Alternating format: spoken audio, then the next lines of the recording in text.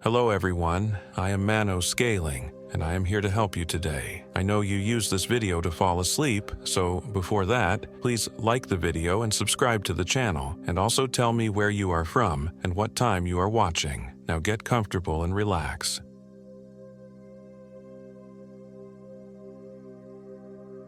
My name is Kenneth Young, and I am 29 years old.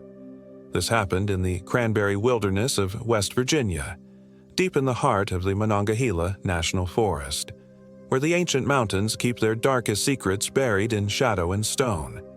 Michael Williams had been my best friend since college, and when he suggested we tackle the remote Highland Scenic Highway trail system for a 3-day backpacking trip, I couldn't refuse. We'd been planning this for months, a chance to disconnect from our desk jobs and reconnect with something primal. Mike worked in IT, constantly hunched over servers and code, while I spent my days as a claims adjuster, drowning in paperwork and phone calls. We both needed this escape. The plan was simple. Start at the Williams River trailhead, hike deep into the backcountry toward the remote Cranberry Glades, then circle back through some of the most isolated terrain in the eastern United States. 3 days, 2 nights, just us and the wilderness. Looking back, I should have paid attention to the warnings. The old-timer at the Richwood gas station had given us a strange look when we mentioned our destination. "Cranberry Glades, huh?" he'd said, his weathered hands pausing as he counted our change. "You boys be careful out there. Things ain't always what they seem in them hollows." Mike had laughed it off. What's that supposed to mean? The man's eyes had gone distant. Been stories about that area since before my granddaddy's time. Cherokee used to call it the Hollow of Whispers. Said something lived in them bogs that weren't natural. Of course, most folks don't believe in such things anymore. We'd thanked him and left, chuckling about local superstitions as we drove toward the trailhead. But his words stuck with me, creating a small knot of unease in my stomach that I couldn't quite shake. The first day started perfectly. October in West Virginia was stunning. The hardwood forest blazed with reds and golds, and the crisp mountain air filled our lungs as we hiked deeper into the wilderness. Mike was in his element, constantly stopping to photograph the scenery with his expensive camera. He'd become something of a nature photography enthusiast over the past year, part of what he called his digital detox lifestyle. "This is exactly what we needed," he said around noon, as we stopped for lunch beside a crystal-clear stream. "No emails, no notifications, no bullshit. Just this." I nodded, biting into my trail mix. The silence was profound. No traffic, no machinery, just the gentle babble of water over stones and the whisper of wind through dying leaves. For the first time in months, I felt truly relaxed. But as the afternoon wore on, subtle things began to feel wrong. It started with the wildlife. The forest had been alive with birdsong when we began hiking, but as we climbed higher into the mountains, the sounds gradually faded. By mid-afternoon, an oppressive silence had settled over everything. Even our footsteps seemed muffled as if the very air was absorbing sound. "Weird how quiet it's gotten," Mike observed, echoing my thoughts. "Maybe we're just getting into higher elevation," I suggested, though I didn't really believe it. Then there were the trees. Some of the older hardwoods bore strange scars, deep gouges in the bark that looked almost like claw marks, but far too large to have been made by any bear. The marks were fresh, the exposed wood still pale and bleeding sap. "What do you think made these?" Mike asked, running his fingers along one of the gouges. The mark extended nearly 8 feet up the trunk. "Probably just storm damage," I said, though the cuts were too clean, too deliberate. As evening approached, we reached our planned campsite, a small clearing beside Williams River, about 12 miles from the nearest road. The isolation was complete. We might as well have been on another planet. Mike set about making camp with his usual efficiency, while I gathered firewood from the surrounding forest. That's when I found the bones. They were scattered in a small depression about 50 yards from our campsite, hidden beneath a pile of rotting leaves. At first glance, they looked like deer remains, probably a winter kill that had been picked clean by scavengers. But as I brushed away the debris, my blood ran cold. These weren't deer bones. The skull was too large, too elongated.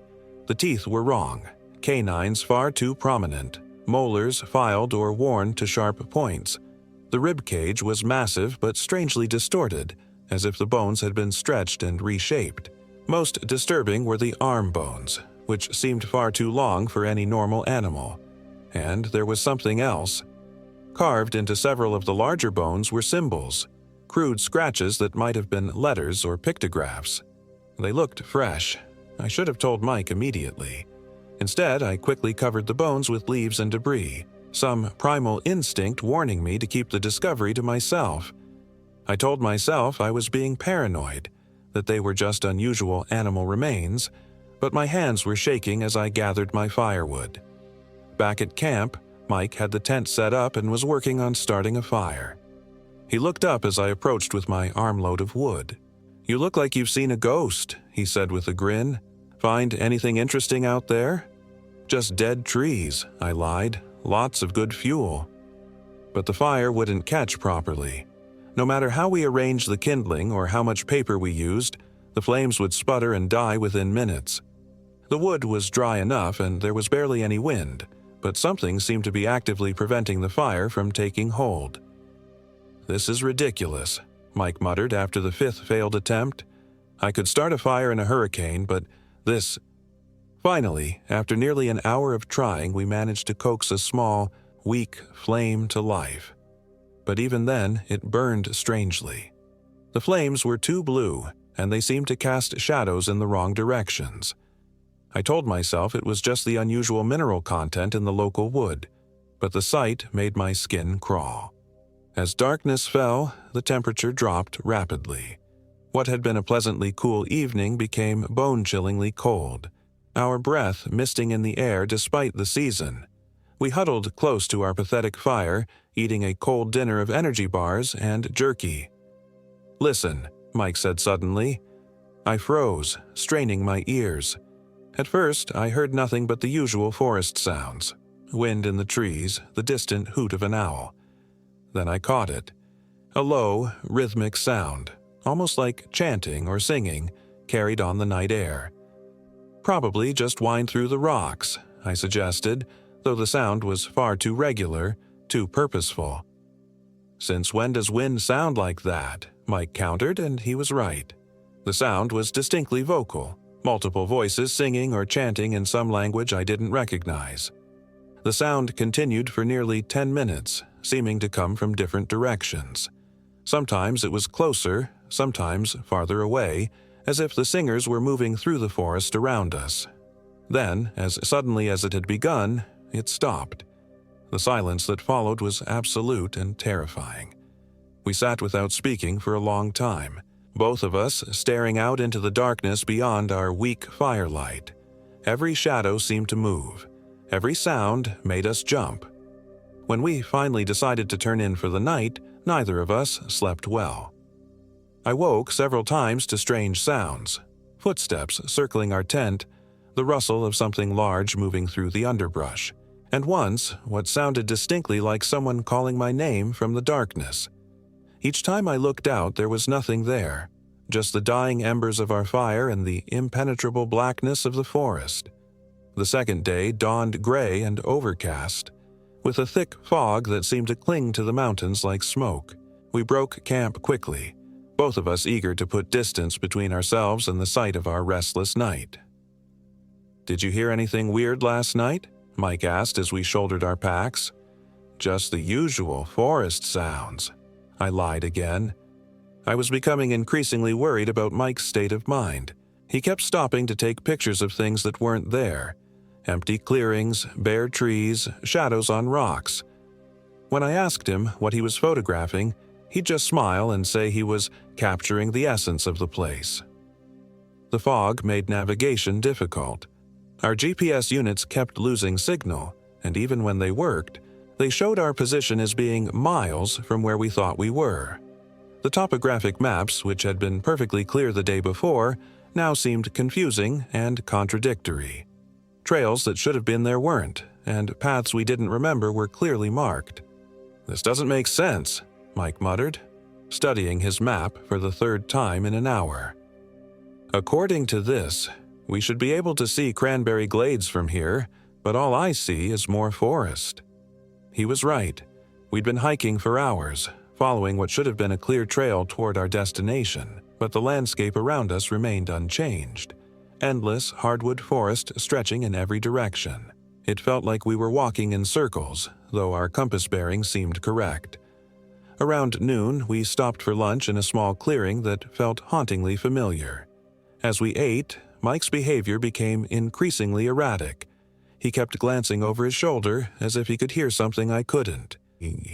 Several times he started to say something, then stopped mid-sentence, his eyes unfocused. "You okay, buddy?" I asked. "Fine," he said, but his voice was distant. "Just, do you ever feel like you're being watched?"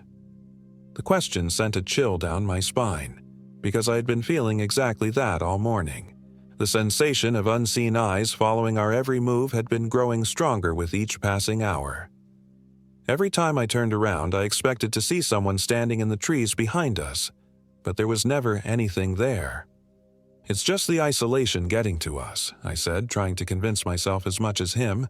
2 days without seeing another human being. It's natural to feel a bit paranoid. But even as I said it, I knew it was more than that. Something was actively wrong with this place. That's when Mike disappeared. We'd been hiking for about an hour after lunch when he announced he needed to step off the trail to relieve himself. "I'll just be a minute," he said, ducking behind a cluster of large boulders about 20 feet from where I was standing. I waited, and waited. After 5 minutes, I called his name. No response. After 10 minutes, I walked over to where he'd gone, expecting to find him suffering from some digestive issue or perhaps injured from a fall. He wasn't there. I searched frantically, calling his name and pushing through the underbrush in ever-widening circles. There was no sign of him anywhere, no footprints, no disturbed vegetation, nothing. It was as if he'd simply vanished into thin air. Panic set in. I shouted until my voice was hoarse, then used the emergency whistle on my pack until my lungs burned. The sounds echoed off the mountains and died away into silence. No response, no sign of human presence anywhere. I tried my cell phone, knowing it was useless but desperate enough to try anyway. No signal, of course. My GPS was also malfunctioning, showing only static on the screen. I was completely alone in thousands of acres of wilderness, with no way to communicate with the outside world, and no idea which direction led to safety. I spent the rest of the afternoon searching, marking trees to ensure I didn't lose track of my own location. As the sun began to set, I faced a terrible decision: continue searching in the dark or make camp and resume looking for Mike in the morning. The rational choice was obvious, but the thought of abandoning my friend, even temporarily, made me sick. In the end, exhaustion and the approaching darkness forced my hand. I set up my tent in the same clearing where Mike had vanished, hoping he might find his way back during the night. I didn't sleep at all. Every sound made me bolt upright, hoping it was Mike returning. But the sounds that came from the forest that night were not made by any human being. It started around midnight with that same rhythmic chanting we'd heard the night before, but this time it was much closer. The voices seemed to circle my tent, sometimes coming so near I was certain someone was standing just outside the thin nylon walls. The chanting was in no language I recognized, full of harsh consonants and guttural sounds that seemed to scrape against the inside of my skull. Then came the footsteps. Heavy, deliberate steps that circled my camp in a slow, methodical pattern. Whatever was making them was large, much larger than a human, and it moved with predatory patience. The steps would stop directly outside my tent for long minutes at a time, and I could hear heavy breathing, or something that sounded like breathing but was too wet, too labored. The most terrifying part was the intelligence behind it. This wasn't a wild animal investigating a strange scent. Whatever was out there knew exactly what I was, and it was playing with me. Around 3 a.m., I heard Mike's voice. Ken, are you there?" I'm hurt, man. I need help." The voice was coming from somewhere in the forest, faint but unmistakably Mike's. I grabbed my flashlight and unzipped my tent, relief flooding through me despite the circumstances. "Mike, where are you?" "Over here. Follow my voice. I fell and I think my leg is broken." I stumbled out of my tent and swept my flashlight beam across the forest. The light seemed strangely weak, barely penetrating the darkness beyond a few feet. "Keep talking, Mike. I'm coming." "Hurry, Ken. It's so cold. I can't feel my legs." I followed the voice deeper into the forest, crashing through underbrush and stumbling over fallen logs. Mike's voice led me on for what felt like hours, always just ahead, always just out of reach. It wasn't until I stopped to catch my breath that I realized something was wrong. Mike's voice was coming from directly above me. I looked up, and my blood froze. Perched in the branches of a massive oak tree, about 30 feet off the ground, was a shape that might once have been human. It was calling to me in Mike's voice, but even in the dim beam of my flashlight I could see it was horribly wrong.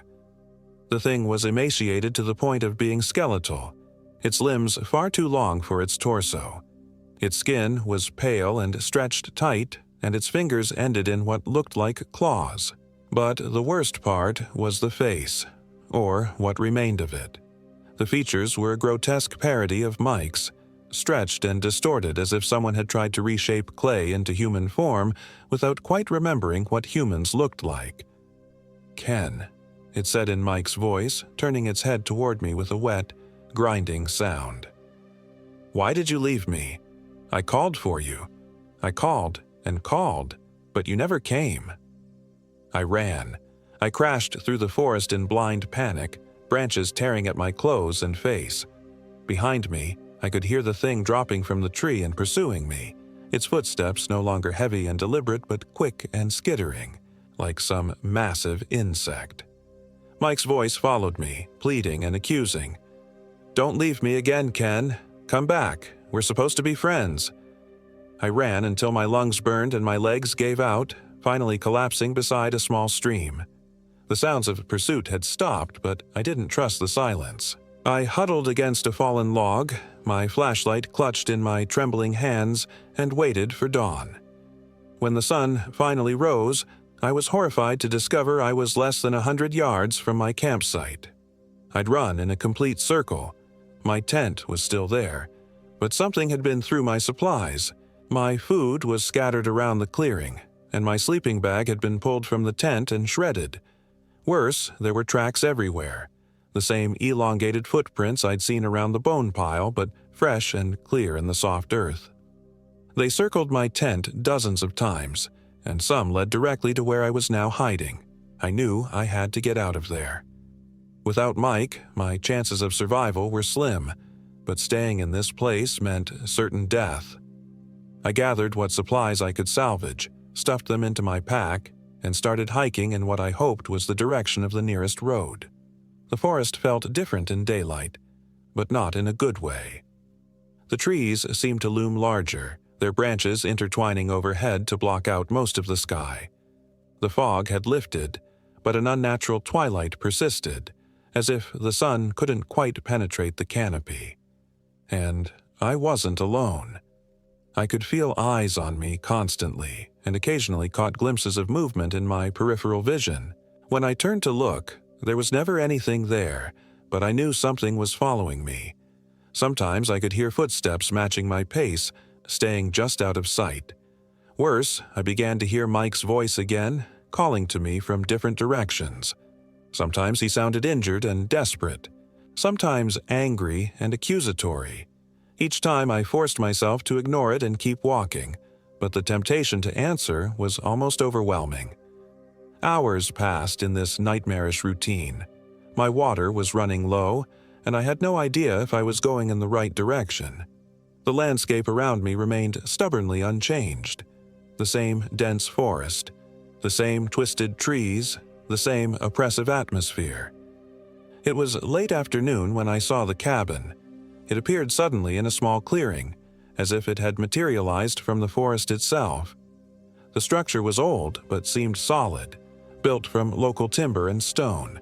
Smoke was rising from the chimney, and warm light glowed in the windows.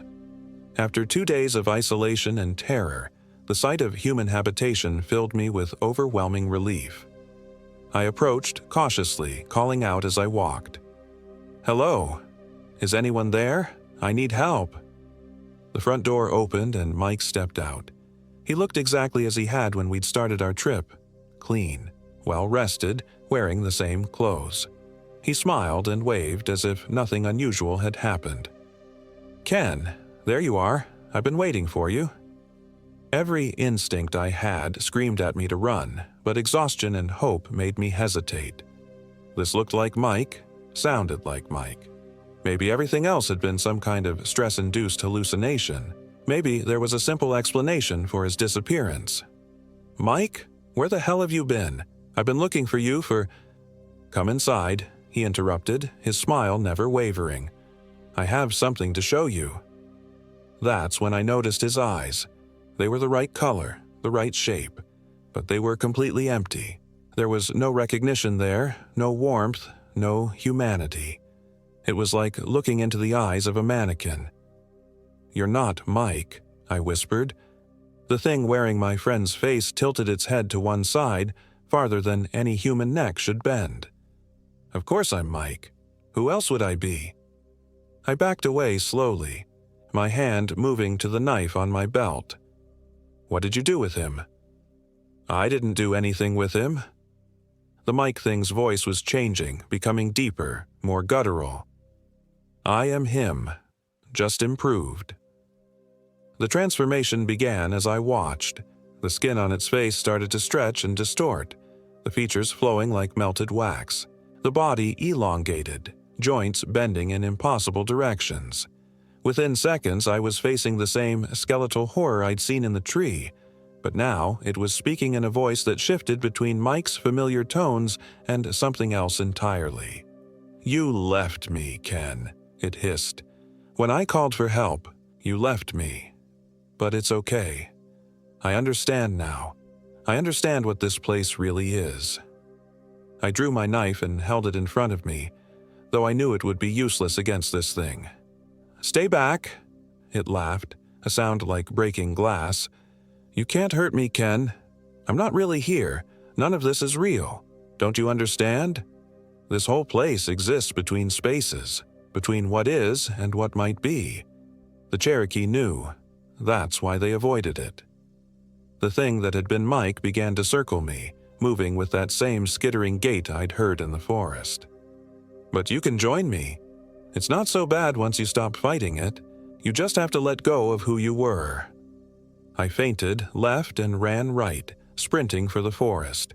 Behind me, the cabin vanished like a mirage, and Mike's voice rose to a shriek that echoed off the mountains. "You can't leave. There is no leaving. This place doesn't let go."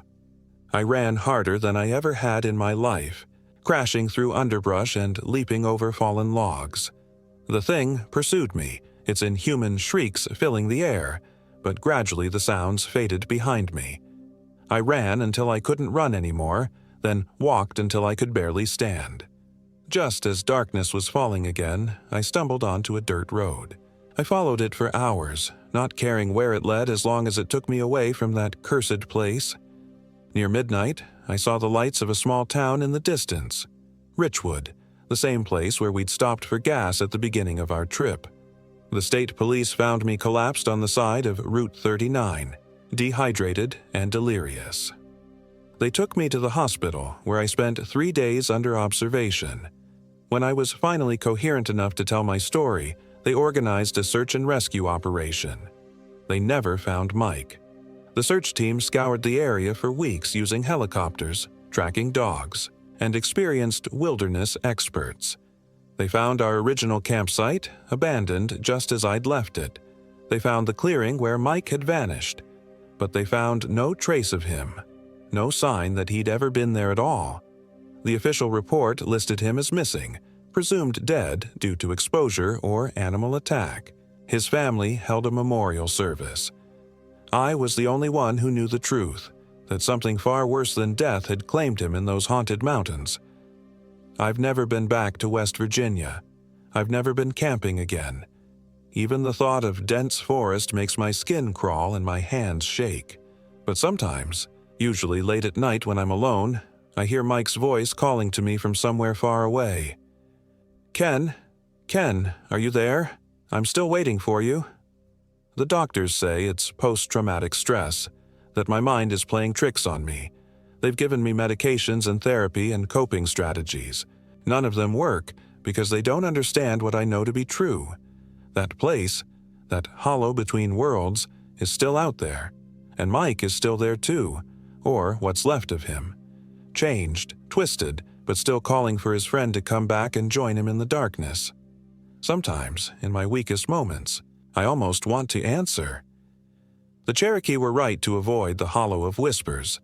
Some places are meant to remain empty, untouched by human feet.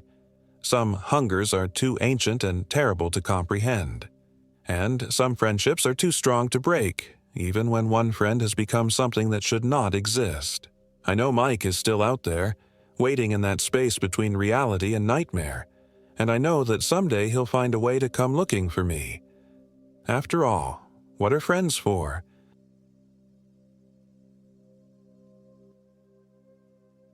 My name is David Jones, and I am 34 years old. This happened in the Dolly Sods Wilderness area, deep in the Monongahela National Forest of West Virginia, during what was supposed to be a simple 3-day camping trip with my coworkers from the accounting firm. I should have known something was wrong when Marcus Reed started talking about the old stories his grandmother used to tell. We were sitting around the fire on our first night about 6 miles into the wilderness from the Forest Route 75 trailhead, and Marcus, who never talked about anything more personal than quarterly reports, suddenly got this distant look in his eyes. "My grandmother grew up around here," he said, poking at the fire with a stick. "Before they made it a wilderness area. She used to say the ground was cursed. Too many people went hungry here, she said. During the bad winters, during the war." "Which war?" asked Jennifer Williams, our office manager. She was trying to keep things light, but I could hear the unease in her voice. The way Marcus was talking, it was like he was in a trance. "All of them," Marcus said quietly. "Civil War, both world wars, Korea. Families would come up here to hunt when times got desperate. Some of them never came back down. She said the hunger got into the ground itself." Gary Mitchell, our IT guy, laughed nervously. "Come on, man. You're creeping us out." But Marcus wasn't laughing. He was staring into the fire like he could see something in the flames. "She said you could tell when the hunger was awake. Said the animals would act strange, birds would stop singing, and if you listened real careful at night, you could hear it calling." "Hear what calling?" I asked, despite myself. Marcus looked at me then, and his eyes were completely serious. "The thing that used to be people." I should have suggested we pack up right then. Should have made some excuse about work, about Jennifer's bad knee, about Gary's obvious discomfort with sleeping outdoors. But I didn't. I was the one who'd organized this trip, who'd convinced everyone we needed some team building away from the office. I couldn't back down now. That first night passed without incident, though I found myself lying awake listening to the sounds of the forest. The normal sounds, wind through the trees, the distant hoot of an owl, the rustle of small animals in the underbrush. But underneath it all, I could swear I heard something else. A low, rhythmic sound, almost like breathing, coming from somewhere deep in the woods. When I mentioned it to the others in the morning, they said they hadn't heard anything unusual, but I noticed Jennifer kept glancing over her shoulder as we broke camp, and Gary seemed jumpy, startling every time a branch snapped under someone's foot. We'd planned to hike deeper into the wilderness on our second day, following the old railroad grade toward Bear Rocks. The trail was well marked, and according to my GPS, it should have been an easy 5-mile hike to our next campsite. But something was wrong with the technology from the start. My GPS kept losing signal, showing our position jumping erratically across the map. Jennifer's phone, which had shown 2 bars the night before, was completely dead, not just out of battery, but dead, like something had fried the circuits. Gary's expensive hiking watch, which was supposed to have a built-in compass and altimeter, was spinning wildly, unable to get a fix on magnetic north. "Must be the mineral deposits," Gary said, but he didn't sound convinced. "Iron ore, maybe? Could interfere with the electronics." We pressed on anyway, following the old trail markers and what remained of the railroad grade. But after 2 hours of hiking, we came to a section where the trail simply stopped. Not like it had been washed out or overgrown, but like it had never existed at all. Where my topographic map clearly showed the railroad grade continuing straight ahead, there was nothing but dense forest. "Did we take a wrong turn?" Jennifer asked, checking her own map against mine. We hadn't. We'd been following the same trail all morning, the same trail that was clearly marked on every map we had. But now it was gone, as if the forest had simply erased it. "We'll backtrack," I decided. "Find where we went wrong." But when we turned around, the trail behind us was gone too. The forest looked the same mix of red spruce and mountain laurel, the same moss-covered rocks, the same afternoon light filtering through the canopy. But there was no trail, no sign that anyone had ever walked this way before. The four of us stood in a small clearing, surrounded by trees that seemed to press closer with each passing minute. "This is impossible," Gary said, his voice cracking slightly. "Trails don't just disappear." Marcus was quiet, studying the trees around us with an intensity that made my skin crawl. "We need to find water," he said finally. "Follow any stream downhill. It'll lead us back to civilization eventually." It was good advice, practical advice. We found a small creek about a quarter mile to the east and began following it downstream. But as the afternoon wore on, I started to notice things that didn't make sense. We passed the same fallen log 3 times, even though we'd been walking in a straight line. The creek seemed to be flowing uphill in places, defying gravity. And the shadows were all wrong, too long for the time of day, pointing in directions that had nothing to do with where the sun was positioned. We made camp that night in a small clearing beside the creek, though none of us felt like we'd gotten any closer to finding our way out. The fire wouldn't start properly, no matter what we tried.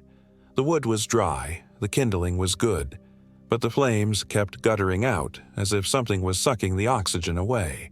When we finally got a small fire going, the smoke didn't rise. It hung heavy around our campsite, stinging our eyes and making it hard to breathe. "Something's wrong with this place," Jennifer said quietly. She was sitting on a log, her knees drawn up to her chest, staring into the weak flames.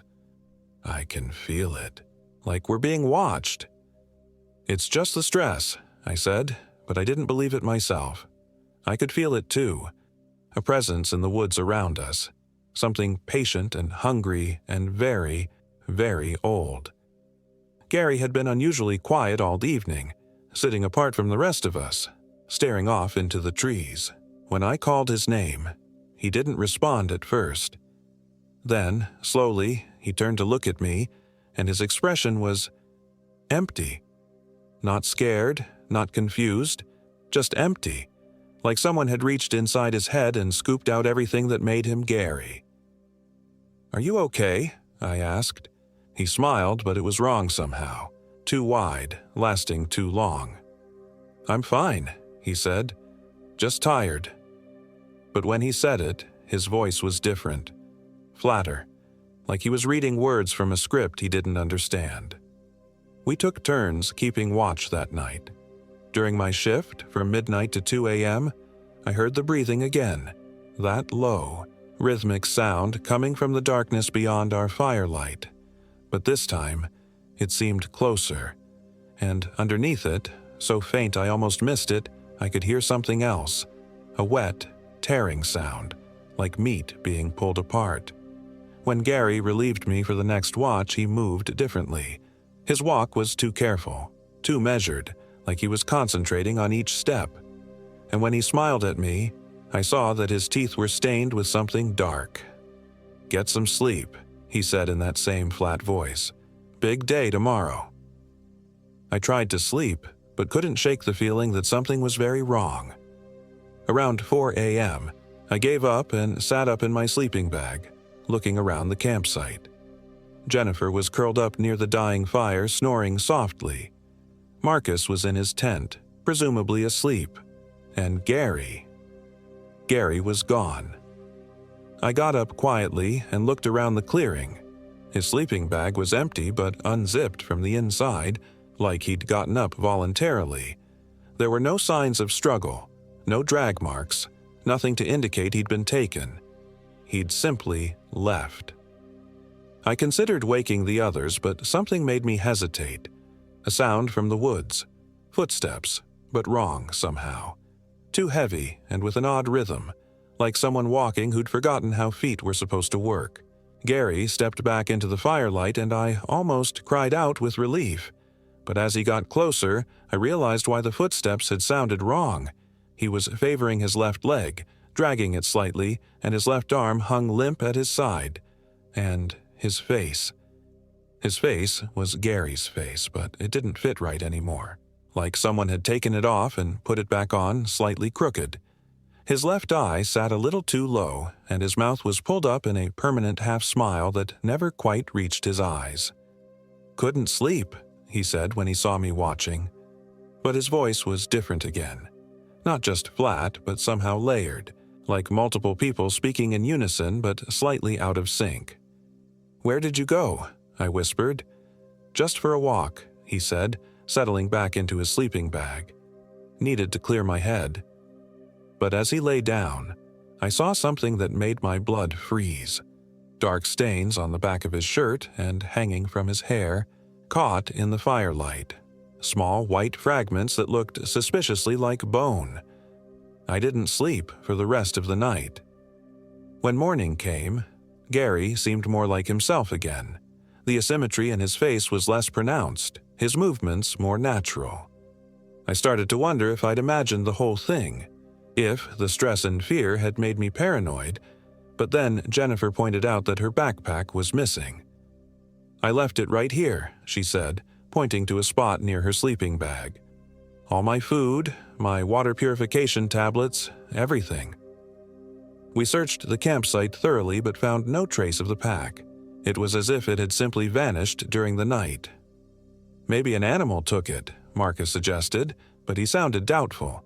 Bears might go after food, but they wouldn't carry off an entire backpack without leaving some trace.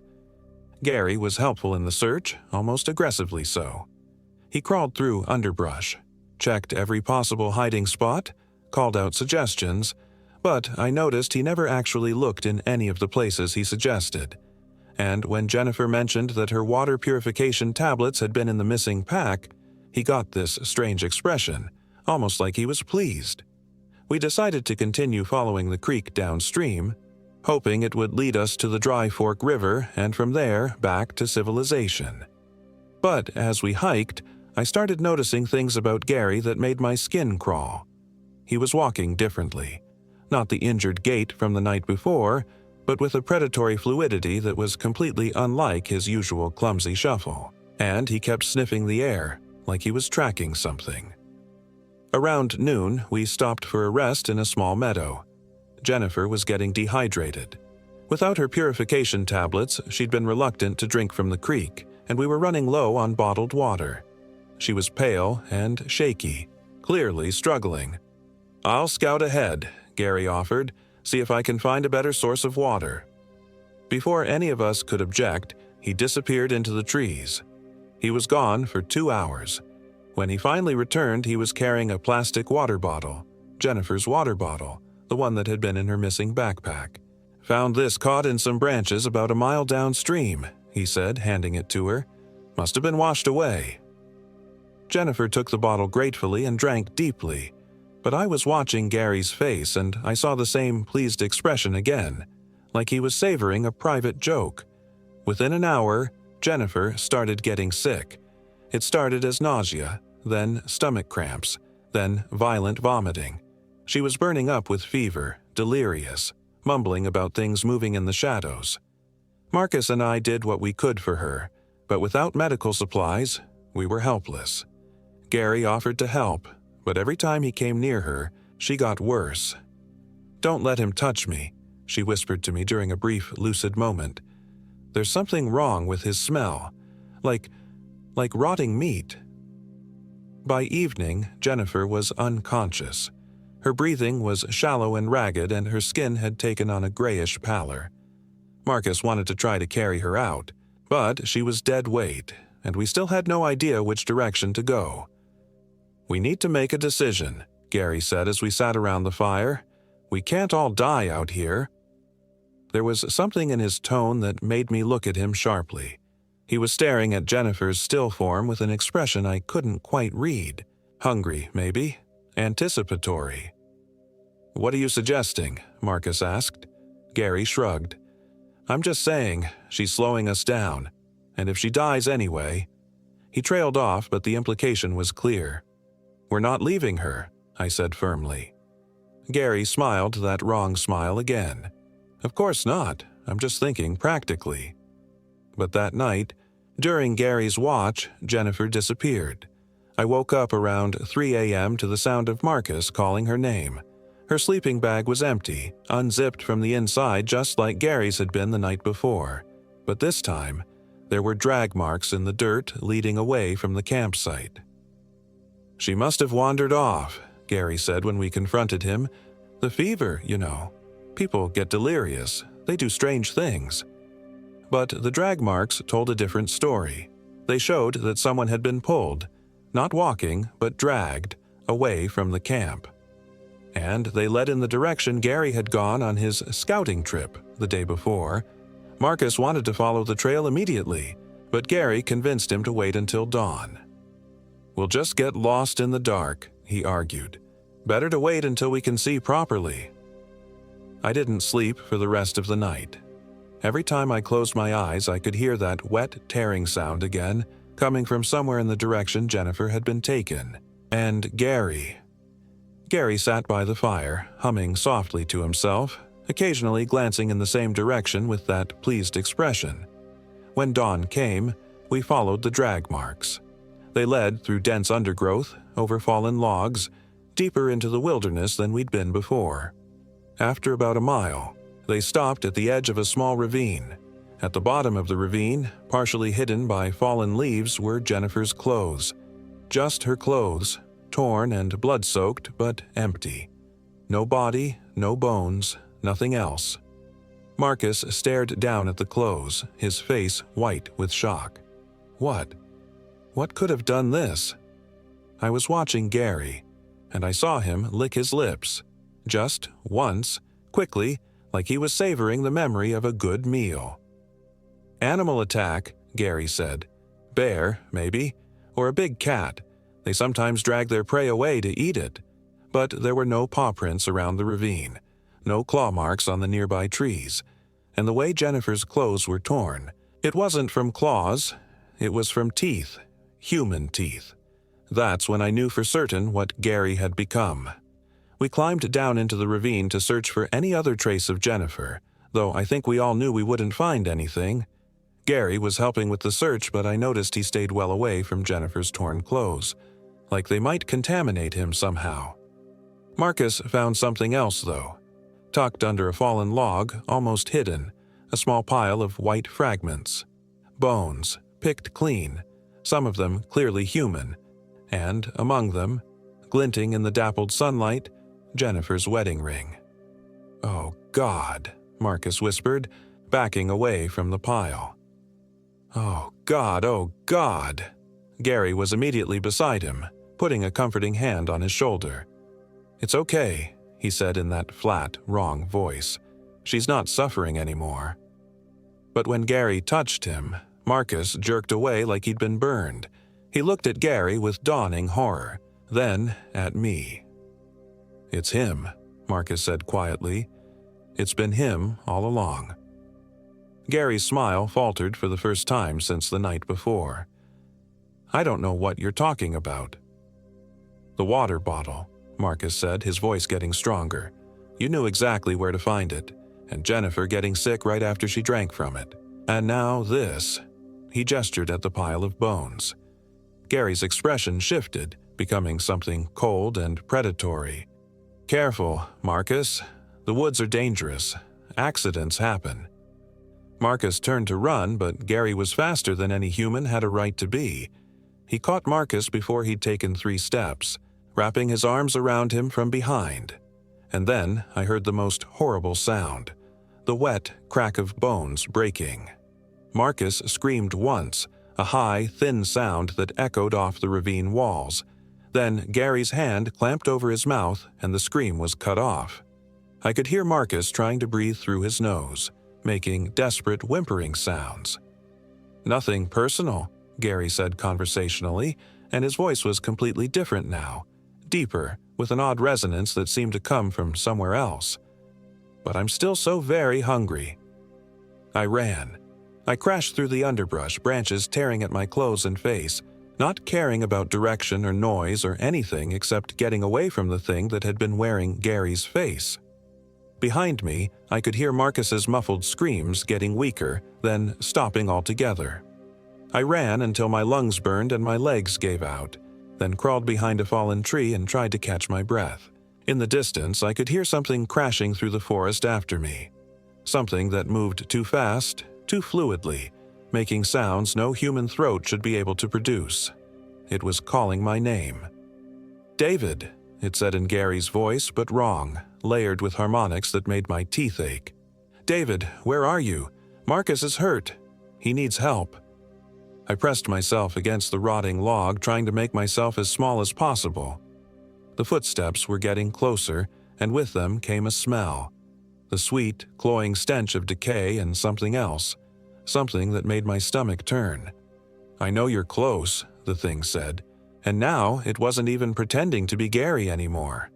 The voice was hungry, patient, ancient. "I can smell your fear. It's been so long since I've had fresh meat, so long since someone wandered into my territory." The footsteps stopped, very close to where I was hiding. I could hear it breathing, that same rhythmic sound I'd been hearing since the first night, but louder now, more deliberate. "You know what I am, don't you?" it said.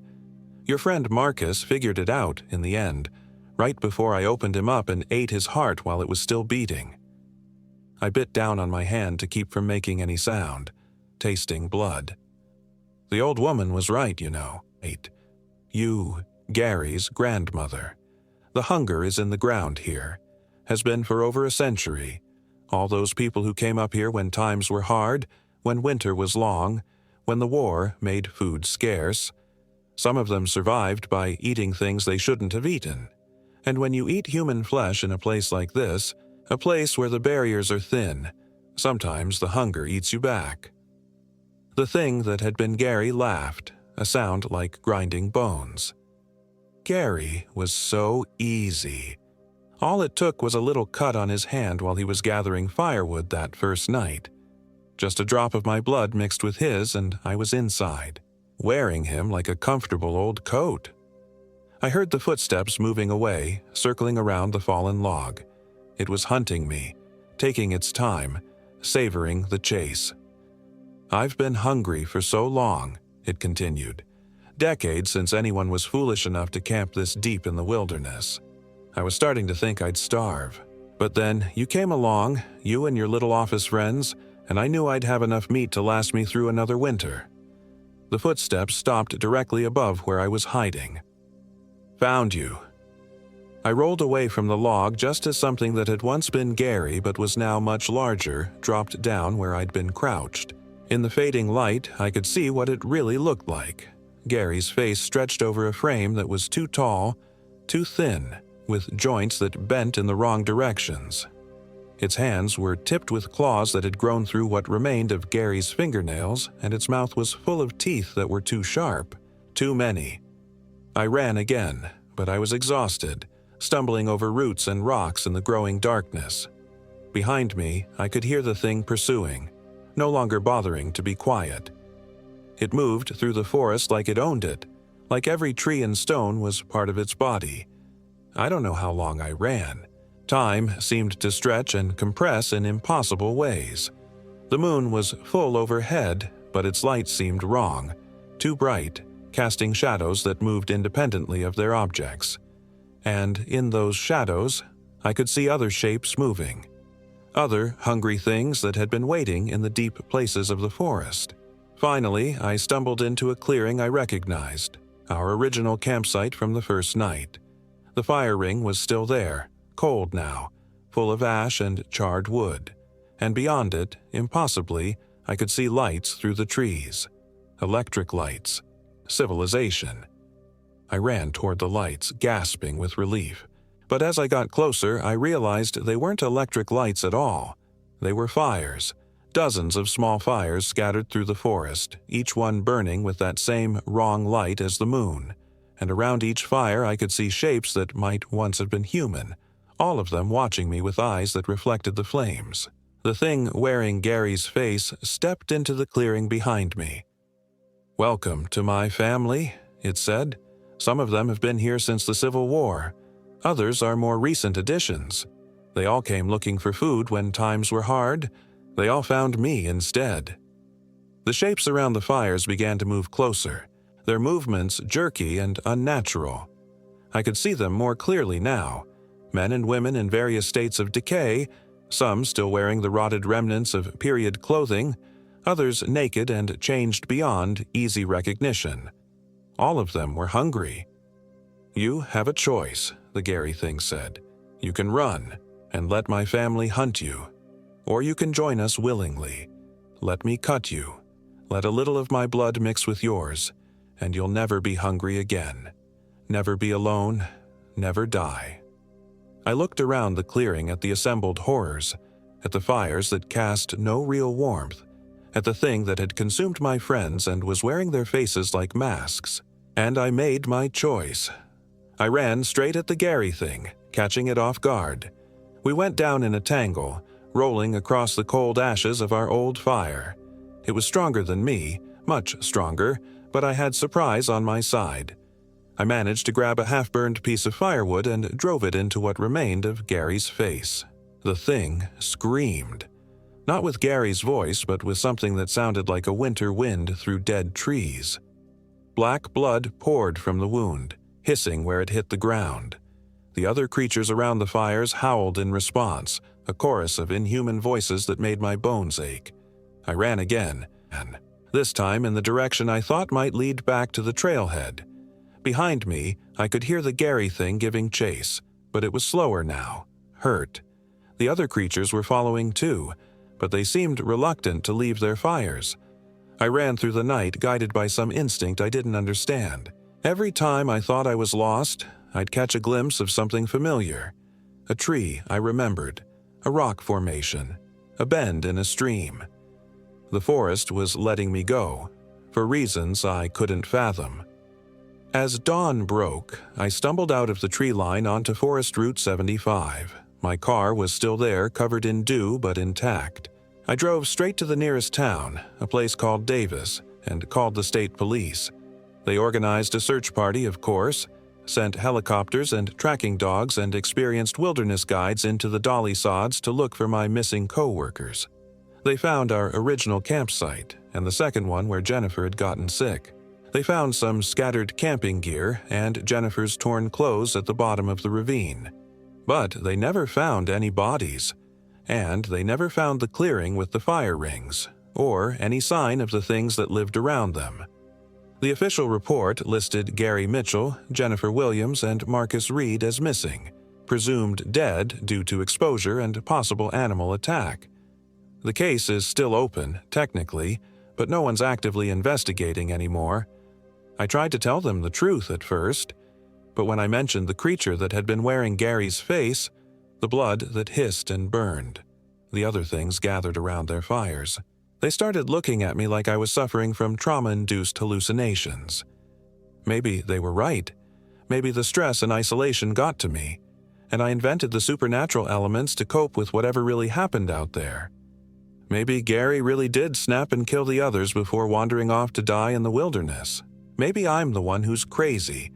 But sometimes, late at night, I'll get a phone call. No one speaks, but I can hear breathing on the other end. That same rhythmic sound I heard in the forest. and sometimes very faintly I can hear Gary's voice saying my name. The calls always come from numbers with a West Virginia area code, always from somewhere near the Dolly Sods Wilderness area. I've moved 3 times since then, changed my phone number twice, but the calls keep coming. Sometimes I think about going back, taking a hunting rifle and a lot of ammunition and going back to settle things once and for all. But I know that's exactly what it wants me to do.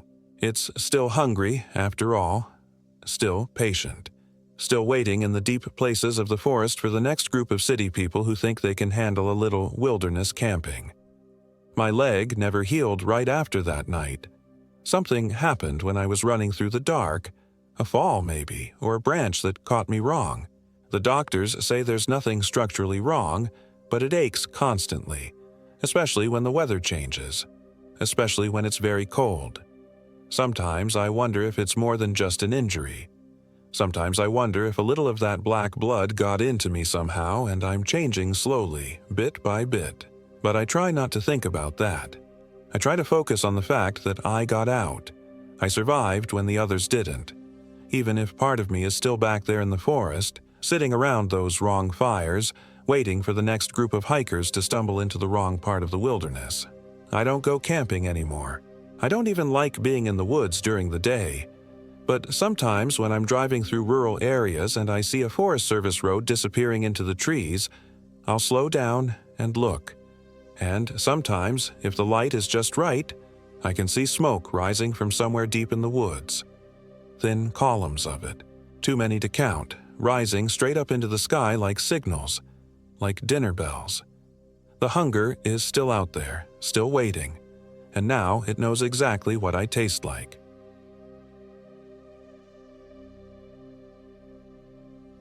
My name is David Jones, and I am 34 years old.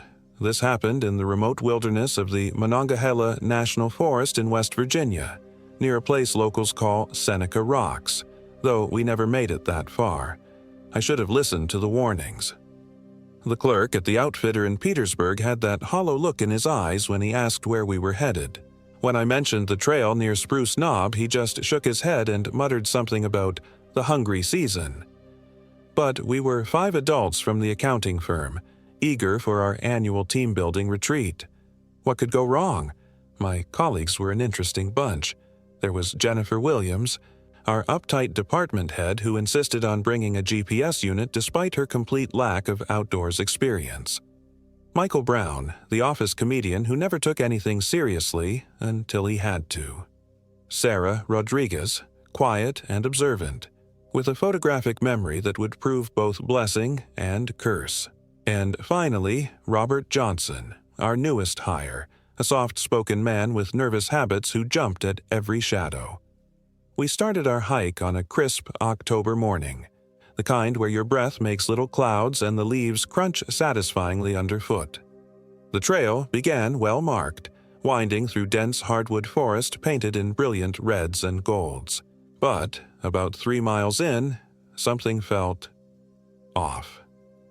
It started with the silence.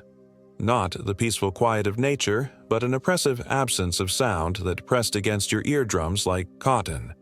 No birds, no insects. Even our footsteps seemed muffled, as if the forest was swallowing the sound.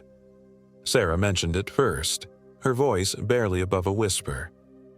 Does anyone else notice how quiet it is? We all stopped, straining to hear something, anything. The silence stretched until Michael forced a laugh that sounded grotesquely loud. Just means we're deep in the wilderness, he said, but his usual jovial tone cracked slightly.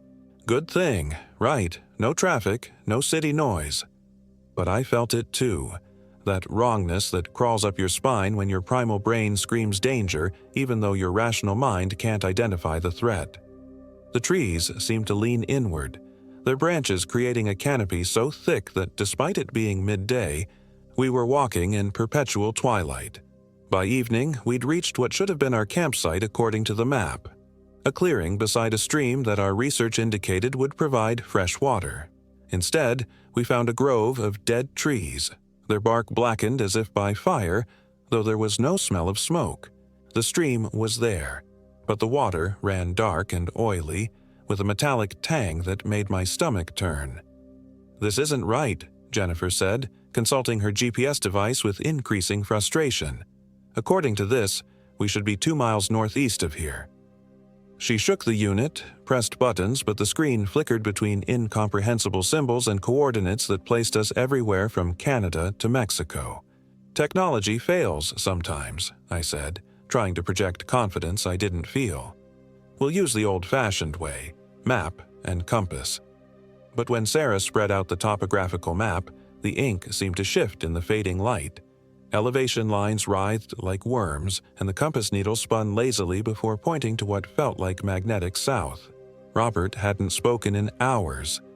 He stood at the edge of our circle, staring into the dead grove with an intensity that made my skin crawl. His breathing was shallow, rapid, the kind of hyperventilation that comes before a panic attack. "Rob," I called, "you okay?"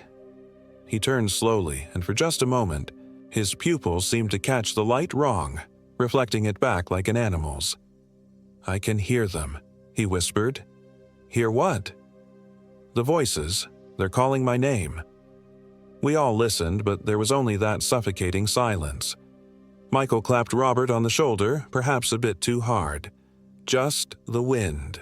Buddy, let's get the tent set up before it gets dark." But as we worked, I noticed things. Small things that accumulated like drops of water until they formed a flood of unease. My tent stakes, driven deep into the earth, would work loose within minutes. The camp stove's flame burned blue instead of orange, casting sickly shadows that moved independently of the light source. And when I opened my pack to retrieve my sleeping bag, the fabric was damp with a moisture that smelled of copper and decay. Sarah built our fire while Jennifer continued her futile battle with the GPS. The flames started normally enough, crackling yellow and warm.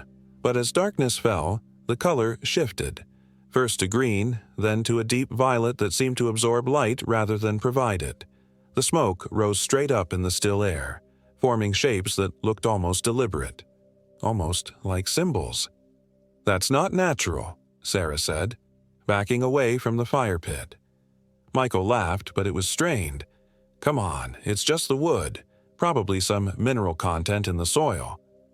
But I could see the fear in his eyes, the same fear that was growing in all of us like a living thing. As if sensing our terror, the forest began to respond. Trees creaked and groaned without wind. Somewhere in the darkness, branches snapped with the crisp sound of bones breaking, and underneath it all, barely audible, came a sound like breathing, massive lungs filling and emptying in a rhythm just slightly off from human. We huddled closer to our unnatural fire, 5 adults reduced to children afraid of the dark. That's when Jennifer's GPS suddenly blazed to life, the screen bright enough to hurt our night-adjusted eyes. "Look at this," she said, her voice tight with hysteria. "Look at the time."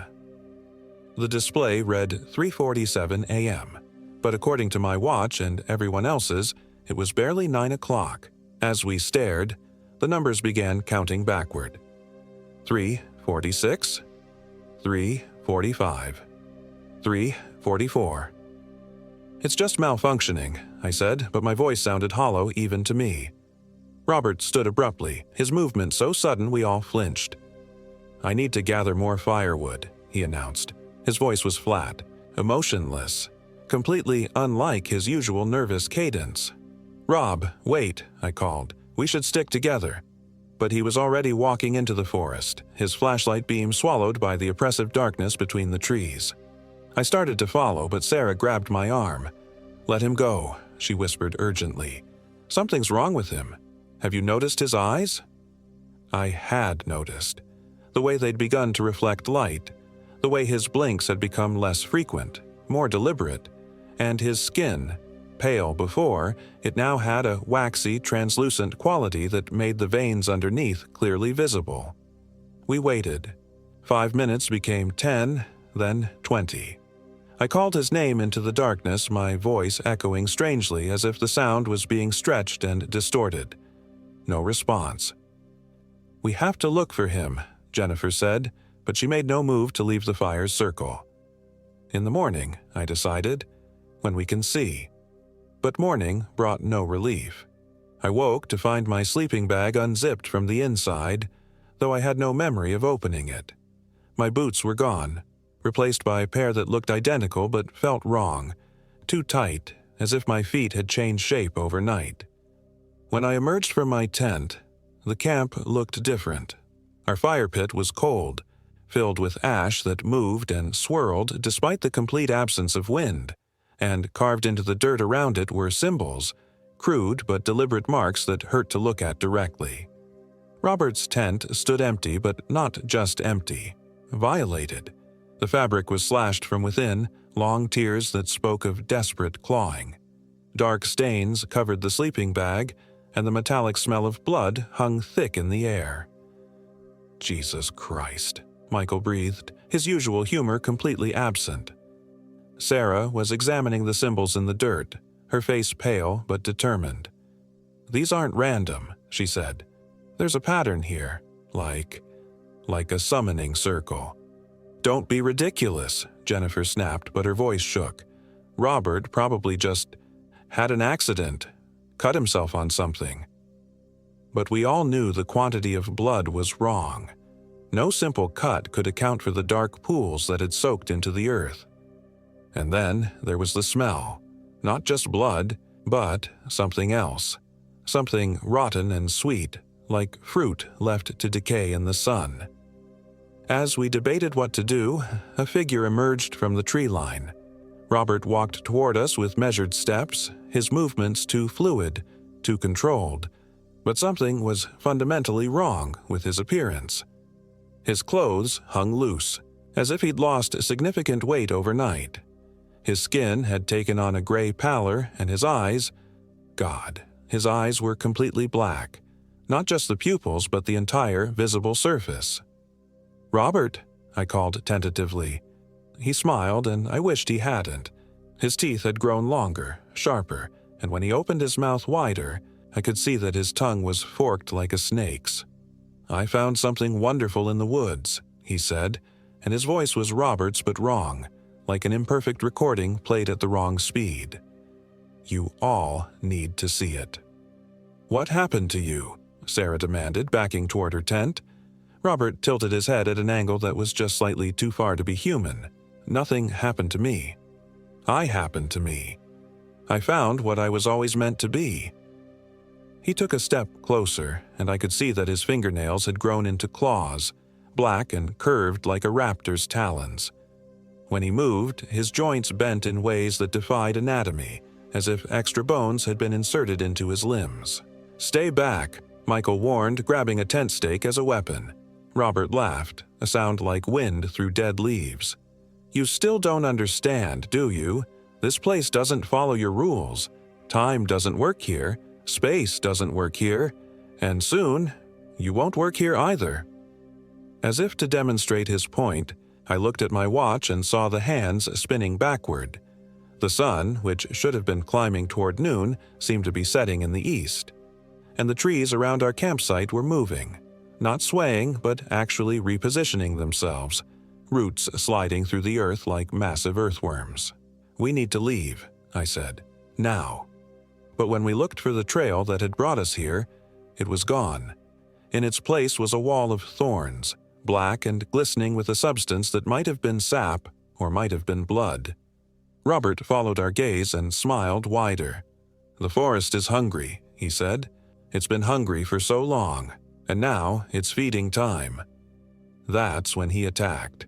Robert moved with inhuman speed, crossing the distance between us in a single bound. His claws raked across Michael's chest, tearing through his jacket and the flesh beneath like tissue paper. Michael screamed, a sound I'd never heard him make, high and desperate and broken. I grabbed a burning branch from our unnatural fire and swung it at Robert's head. The flame flared violet as it connected, and Robert staggered backward with a shriek that sounded like metal being torn apart.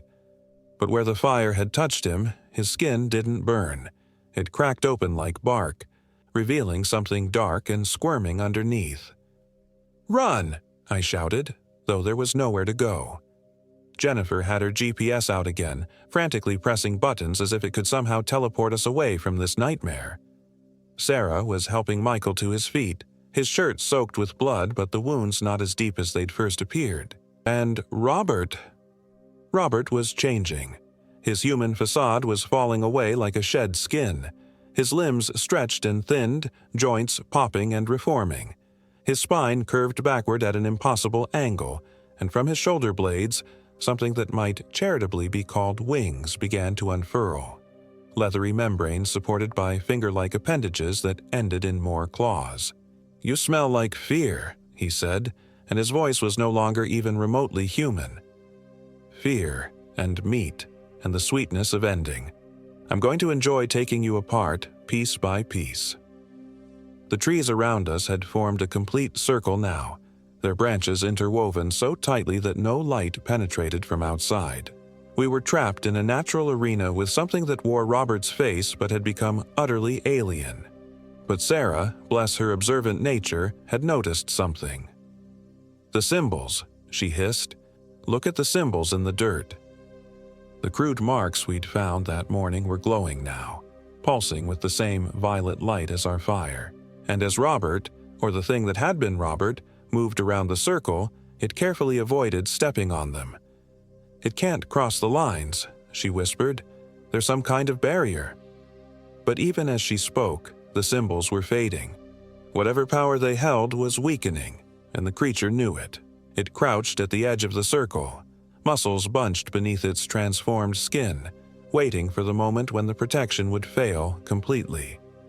Michael was growing pale from blood loss, and Jennifer had descended into full panic, muttering prayers and pressing buttons on her useless GPS with increasing desperation. It was up to Sarah and me to find a way out of this impossible situation. That's when I remembered something the clerk at the outfitter had said, something about the hungry season. Local folklore often contained kernels of truth, warnings passed down through generations who had learned to respect the dangers of wild places. "What do you want?" I called to the creature. It turned its black eyes toward me, and I felt like I was staring into an abyss that stared back. "I want to feed," it said. "I want to grow. I want to become." "Become what?" "Enough." Its voice was layered now, as if multiple throats were speaking in unison. "Enough to leave this place. Enough to hunt in your world of lights and roads and endless meat." The symbols were almost completely dark now. Only a few faint lines remained, and they were fading fast. But Jennifer's GPS had begun beeping frantically, and the screen was showing something that made my heart race with desperate hope. A signal. Somehow, impossibly, it was picking up a signal. "There!" Jennifer screamed, pointing to a gap between two trees that hadn't been there moments before. "The trail! It's back!" The creature let out a roar of frustration and lunged forward just as the last symbol winked out. But instead of the clear path Jennifer had indicated, I saw only more thorns, more impenetrable darkness. The GPS was lying, or being manipulated, or... Sarah grabbed my arm with painful intensity. "It's not the GPS," she said urgently. "Look at the trees. Really look." I forced myself to focus beyond my terror, to observe rather than simply react. The trees weren't solid. They were translucent, like mirages or projections, and beyond them, barely visible through the illusion, was genuine forest.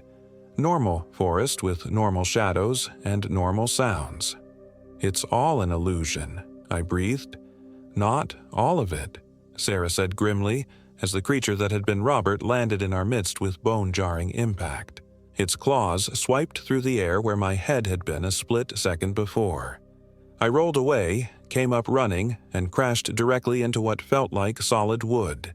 The trees might be illusions, but my body couldn't pass through them. Whatever rules governed this place, they were maddeningly inconsistent. Michael was on the ground, either unconscious or worse.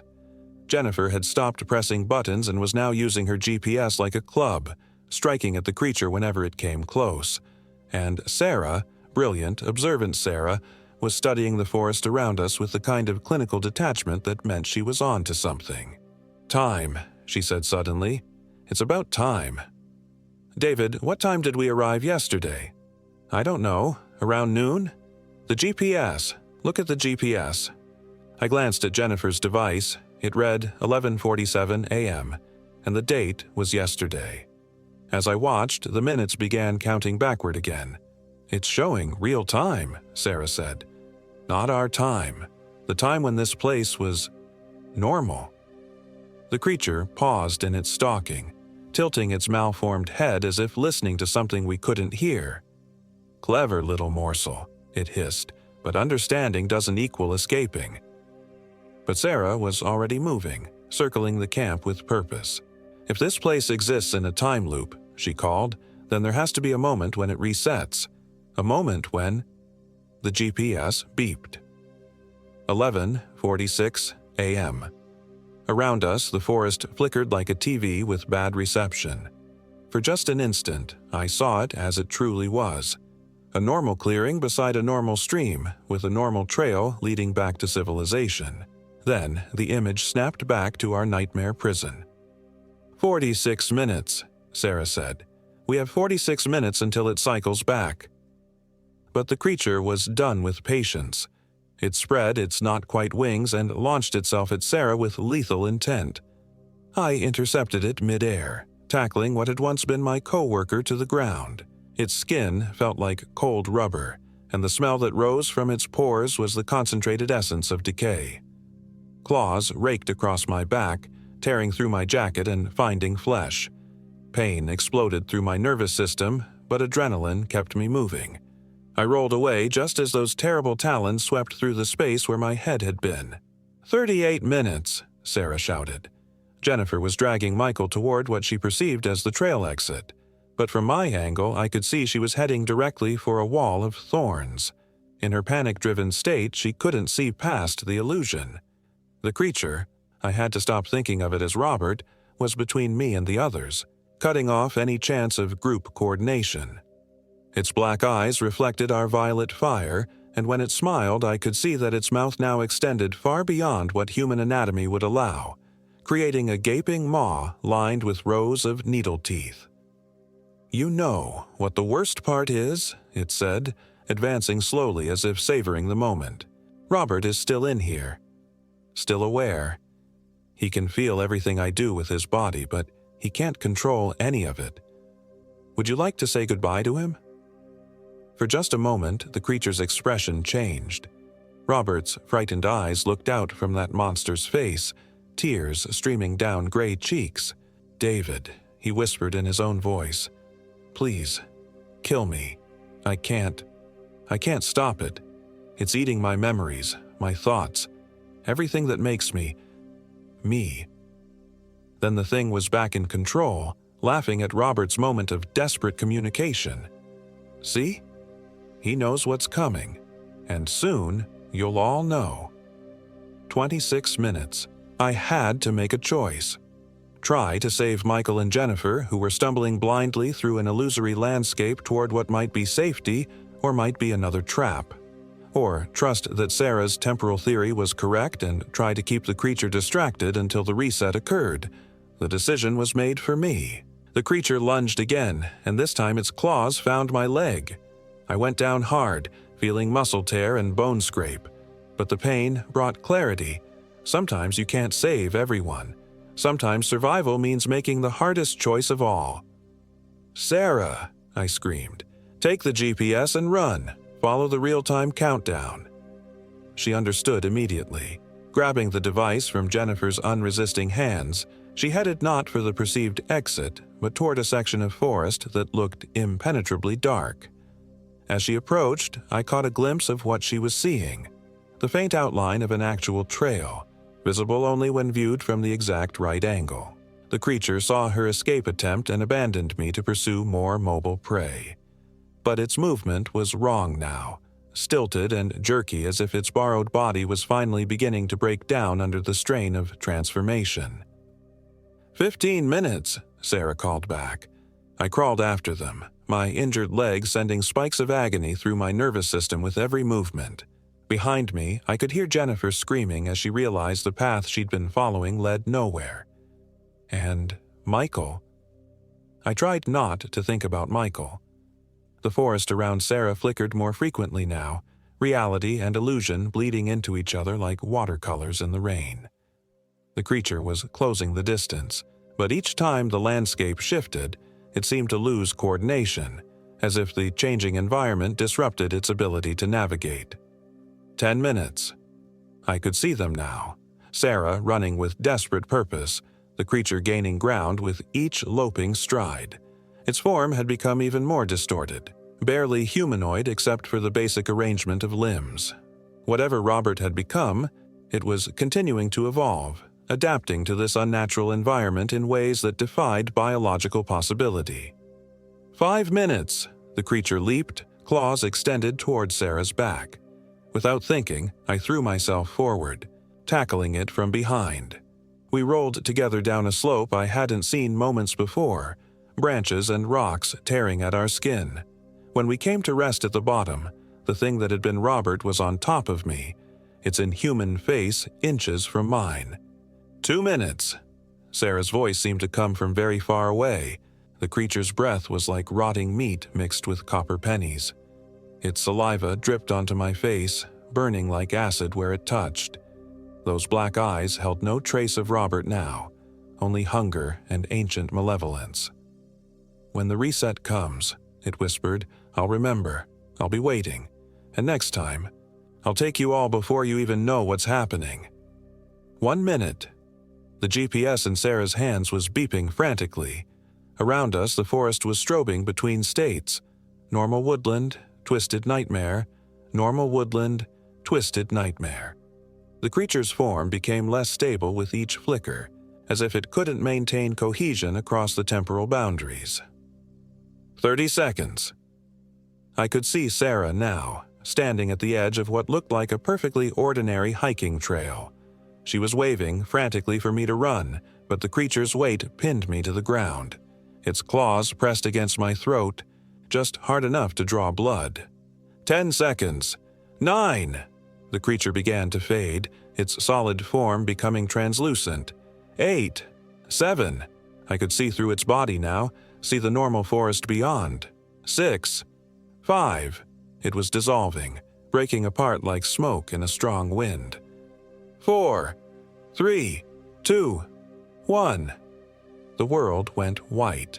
When my vision cleared, I was lying beside a perfectly normal stream in a perfectly normal forest clearing. Sunlight streamed through healthy green leaves, and somewhere nearby, a bird was singing. The GPS in my hand read 12 p.m., exactly noon, just as we'd planned to reach our campsite. Sarah was beside me, helping me to my feet. My leg wound was gone, though I could still feel the phantom pain where the creature's claws had raked across muscle and bone. Our camping gear was scattered around the clearing, but it was our original equipment.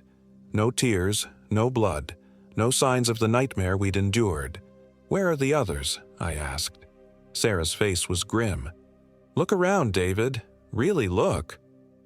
I did, and my heart sank. There were only 2 backpacks, 2 tents, 2 of everything, as if Michael, Jennifer, and Robert had never existed. "The reset," Sarah said quietly. "It didn't just return us to the beginning. It erased them from the timeline entirely." But even as she spoke, I noticed something that made my blood run cold. Carved into the bark of a tree at the edge of the clearing were symbols, the same symbols we'd seen in the dirt around our corrupted campfire. And scratched beneath them, in Robert's careful handwriting, was a message. "I'll be waiting." We left that place immediately, hiking out on a trail that seemed somehow too eager to lead us away from the clearing. Neither of us spoke much during the 3-hour trek back to civilization. What was there to say? That we'd lost 3 people to something that might have been supernatural? That time itself had been twisted to erase any evidence of their existence? The authorities would never believe us. Hell, I'm not sure I believe it myself, except for the dreams. Every night since our return, I dream about that clearing. And in those dreams, Robert is always there, waiting patiently at the edge of the firelight. His eyes are still black, still hungry, and he's no longer alone. Each night there are more of them, shapes that might once have been human, gathered in the darkness beyond our camp, waiting for the next group of hikers to stumble into their temporal trap, waiting to feed, to grow, to become enough to finally escape that cursed place. I've tried to research the area, to find other reports of missing hikers or strange phenomena near Seneca Rocks, but the records are frustratingly incomplete. Official reports mention equipment failures and navigation errors, but no details about the nature of those failures. And when I drove back to the outfitter in Petersburg, the clerk who'd warned us about the hungry season was gone. The new owner claimed no one by his description had ever worked there. Sarah and I don't talk anymore. The shared experience bonded us, but it also poisoned any possibility of normal interaction. How do you make small talk with someone who watched you die and come back to life? How do you maintain professional relationships when you've seen the thin barrier between reality and nightmare? But I know she has the dreams too. I can see it in her eyes during our mandatory meetings, that haunted look of someone who's glimpsed something that shouldn't exist and lived to remember it. We're both marked now, connected to that place in ways I don't fully understand. The worst part is the certainty that it's not over. The symbols carved into that tree weren't just a message, they were an invitation. And sometimes, late at night when the darkness presses against my windows, I can hear Robert calling my name. His voice carries on wind that doesn't exist, promising that our reunion is inevitable. I know I should stay away from wilderness areas, should stick to cities and suburbs and places where artificial light keeps the deeper darkness at bay. But there's a part of me, a part that grows stronger each night, that wants to go back. That needs to go back. The hungry season is coming again, and the forest is calling. And God help me, I think I'm finally ready to answer. After all, Robert is waiting, and he's been alone for so long.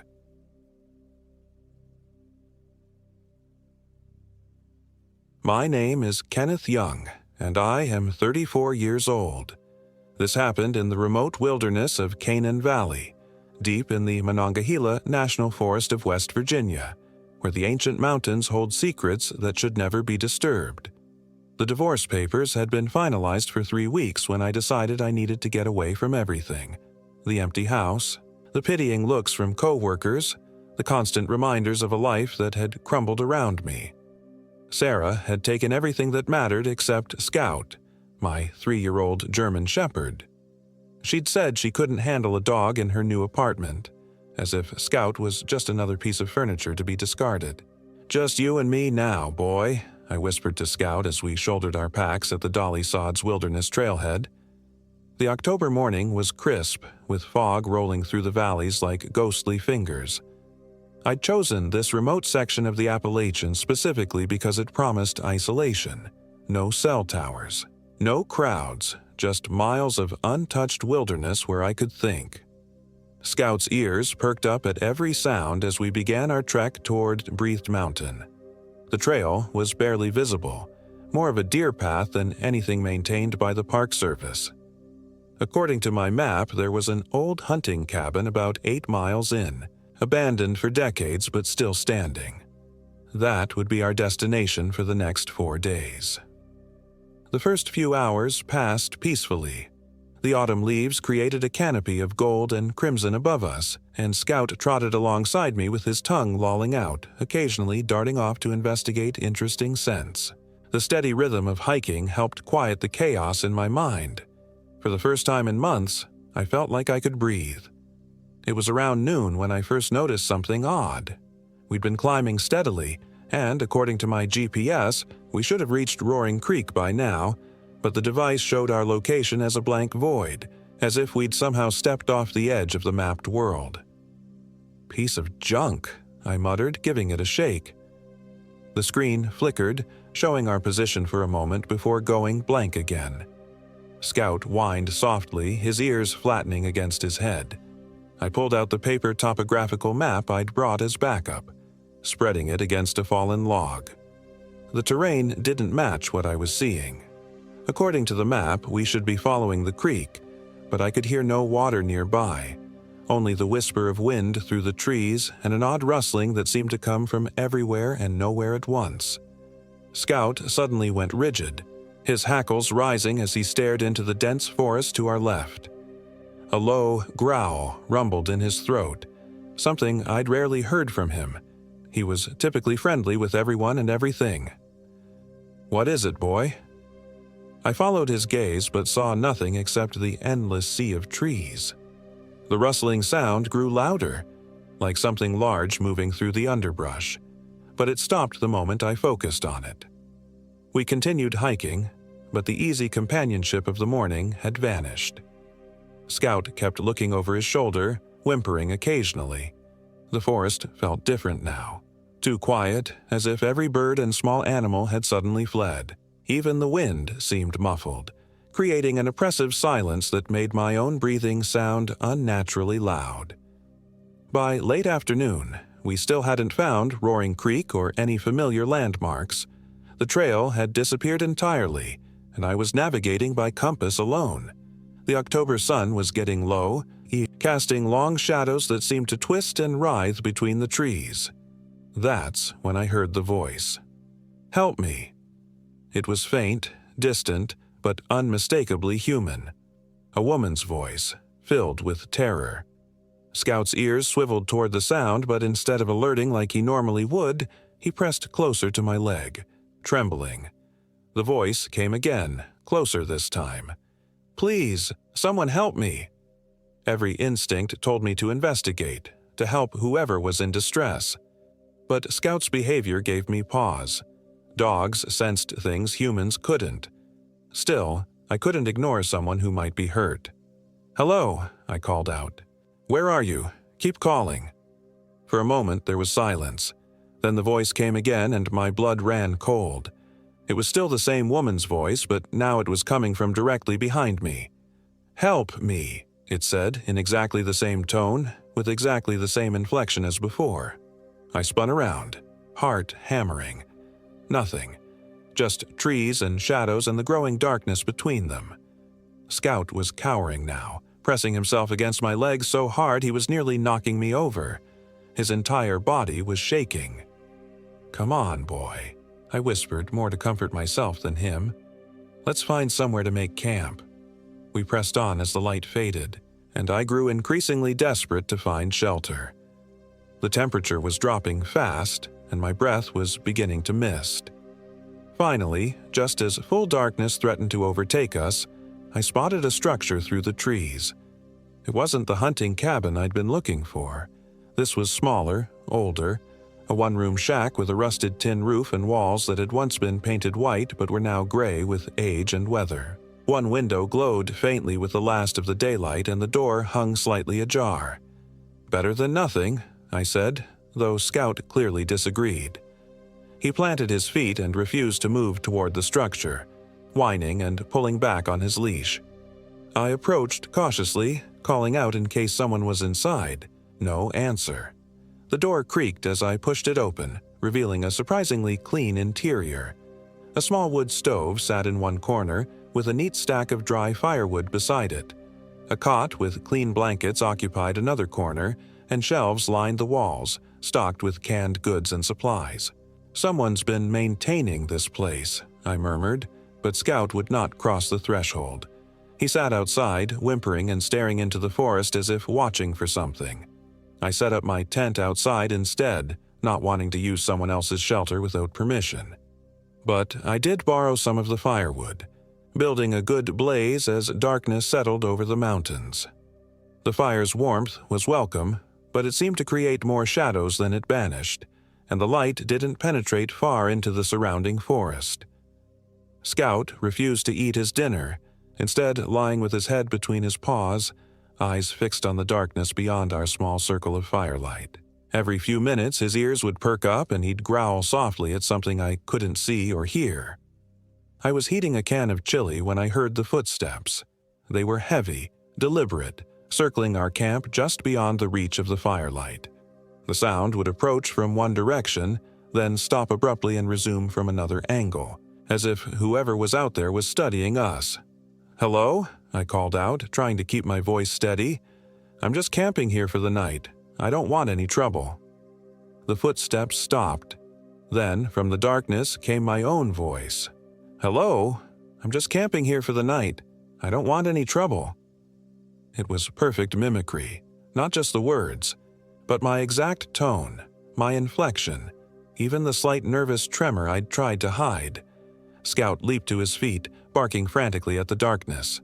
My hands shook as I reached for the can of bear spray clipped to my belt. This wasn't human. No person could replicate a voice that perfectly, that quickly. "Hello? I'm just camping here for the night. I don't want any trouble." My voice came from a different direction now, then another. Soon, it was coming from all around us, my own words echoing back from the forest in a twisted chorus.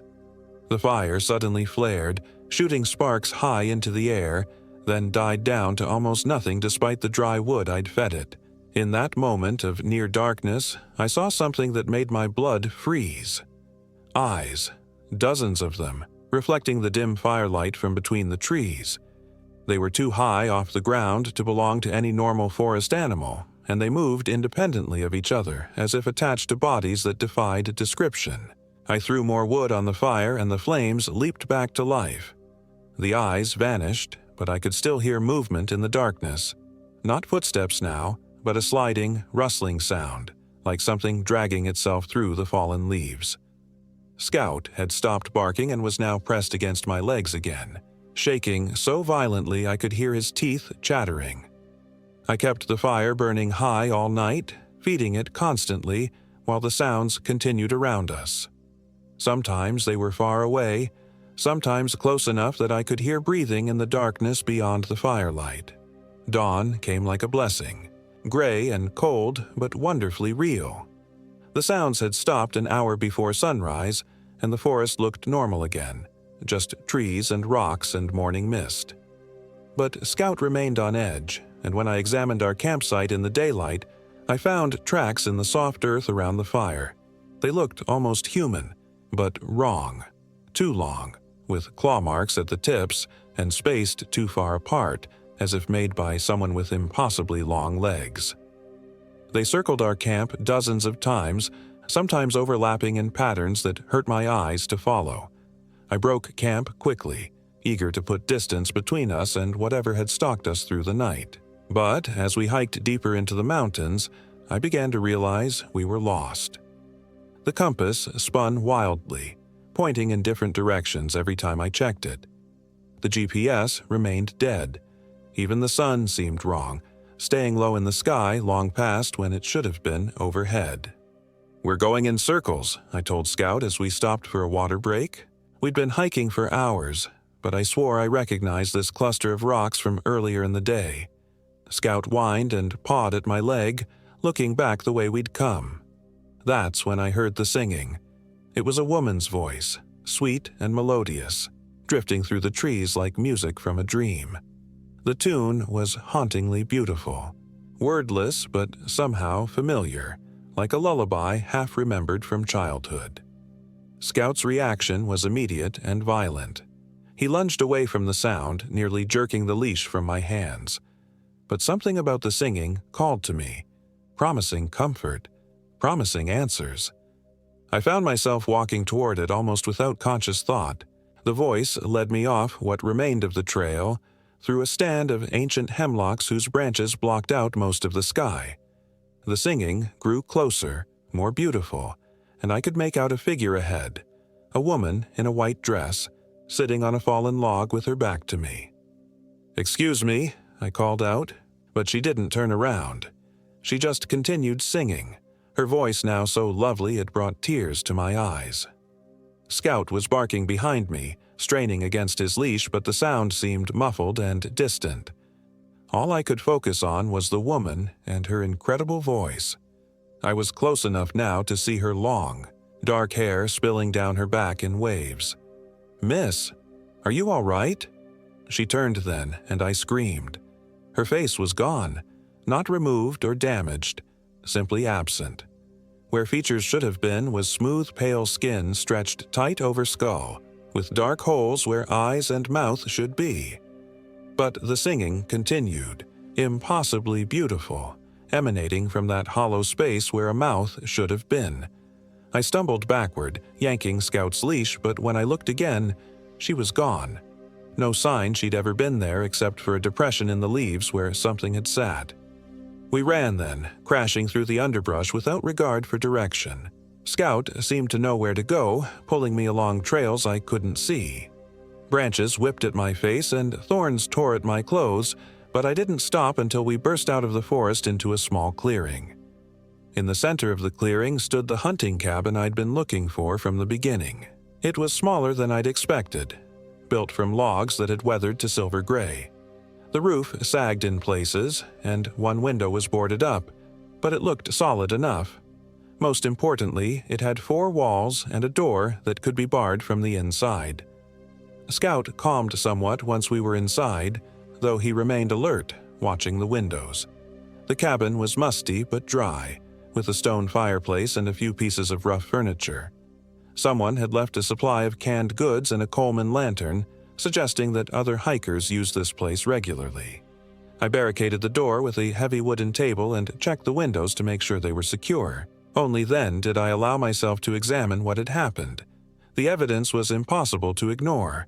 My watch had stopped sometime during the night, frozen at 3:17. The GPS was completely dead, not just malfunctioning, and when I checked my food supplies, I found that half my trail mix had spoiled overnight, covered with a black mold that stank of decay. "We're not dealing with anything natural here, boy," I whispered to Scout, who had finally started eating again. He looked up at me with those intelligent brown eyes, and I swear I saw understanding there. As darkness fell again, I lit the lantern and tried to make sense of our situation. According to my maps, the cabin should have been marked, but it appeared on none of them. The trails I'd followed didn't exist on paper. It was as if this entire area existed outside the normal world. That's when I remembered the stories my grandfather used to tell when I was a child. He'd grown up in these mountains, back when they were even more remote and wild. He spoke of things that lived in the deep woods, things that were neither animal nor human, but something hungry and ancient that had been here long before the first settlers arrived. "Wendigo," he'd whisper, making sure my grandmother couldn't hear. "They were people once, but they ate human flesh and it changed them. Made them into something else, something that's always hungry, always hunting. They can look like anyone, sound like anyone, but they're not human anymore. Not where it counts." I dismissed those stories as folklore, the superstitions of an uneducated mountain man. But now, sitting in that cabin with my dog pressed against my legs and something inhuman prowling the darkness outside, they seemed terrifyingly plausible. The sounds started again around midnight. Footsteps circling the cabin, occasionally punctuated by scratching at the walls. But this time there were voices too. My voice, calling Scout's name. Sarah's voice, pleading with me to let her in. My grandfather's voice, telling stories I'd heard as a child. "Kenneth," came my mother's voice from just outside the window. "Kenneth, honey, open the door. I'm lost." My mother had been dead for 5 years. Scout was going crazy, barking and snarling at the windows. The scratching grew louder as if whatever was outside was trying to claw through the logs. I could hear wood splintering somewhere, and a sound like breathing, magnified until it filled the entire cabin. Then everything went silent. The sudden absence of sound was somehow worse than the noise had been. I waited, hardly daring to breathe, straining to hear any indication of what was happening outside. A gentle knock came at the door. "Kenneth?" It was my own voice again, but quieter this time, more reasonable. "Kenneth, it's safe now. You can come out." The knocking continued, patient and persistent. "I know you're scared, but there's nothing to be afraid of anymore. I took care of the thing that was bothering you. It's gone now." Scout's hackles were up, but he wasn't barking anymore. He was staring at the door with an expression I'd never seen before. Not fear, but something like grief. "Come on. Kenneth, I'm getting cold out here. Just open the door." The voice was perfect. If I hadn't been inside the cabin, I would have sworn someone was talking to themselves outside. But I was inside, which meant something else was wearing my voice like a mask. "Kenneth, I know you can hear me." The tone was becoming impatient now. "Stop playing games and open this door." I pressed my back against the far wall, as far from the door as I could get. The lantern cast dancing shadows on the walls, and I found myself wondering if the light might be attracting whatever was outside. The knocking stopped. For several minutes there was nothing but silence. Then I heard a new sound. Footsteps moving around the cabin, slow and deliberate. They paused at each window, and I could feel something looking in, studying the barriers I'd created. "I can smell you in there," came a voice I didn't recognize, harsh and guttural, like gravel being ground together. "I can smell your fear, your dog's fear. Sweet, isn't it?" Scout whimpered and crawled under the cabin's one table, making himself as small as possible. "You can't stay in there forever," the voice continued. "I have all the time in the world. I've been waiting in these mountains for so long, and visitors are so rare, so special." I heard splintering wood and realized it was trying to tear through the wall. The scratching resumed, punctuated by impacts that shook the entire cabin. Dust rained down from the ceiling beams. "I've been so hungry," it said in my mother's voice now, "so very hungry, and you smell so good, Kenneth. You and your little dog." The scratching stopped suddenly. Then came a sound I'll never forget. A wet, sliding noise, like something massive moving across the roof. The ceiling creaked under its weight, and I could track its movement by the groaning of the wooden beams. Something began coming down the chimney. I could hear it scraping against the stone walls, moving with boneless fluidity. The fireplace was cold and dark, filled only with old ashes, but I could see the opening growing darker as something blocked the moonlight from above. Scout was whining continuously now, a high-pitched sound of pure terror. I grabbed the poker from beside the fireplace and held it like a weapon, though I doubted it would do much good against whatever was squeezing itself down that narrow chimney. A foot emerged from the fireplace, then a leg, but they were wrong. Too long, joints bending in directions that human joints shouldn't bend. The skin was pale as moonlight and stretched too tight over bones that jutted at odd angles. I backed toward the door, thinking I might be able to run while it was still partially trapped in the chimney. But as I reached for the barricade, more scratching came from outside.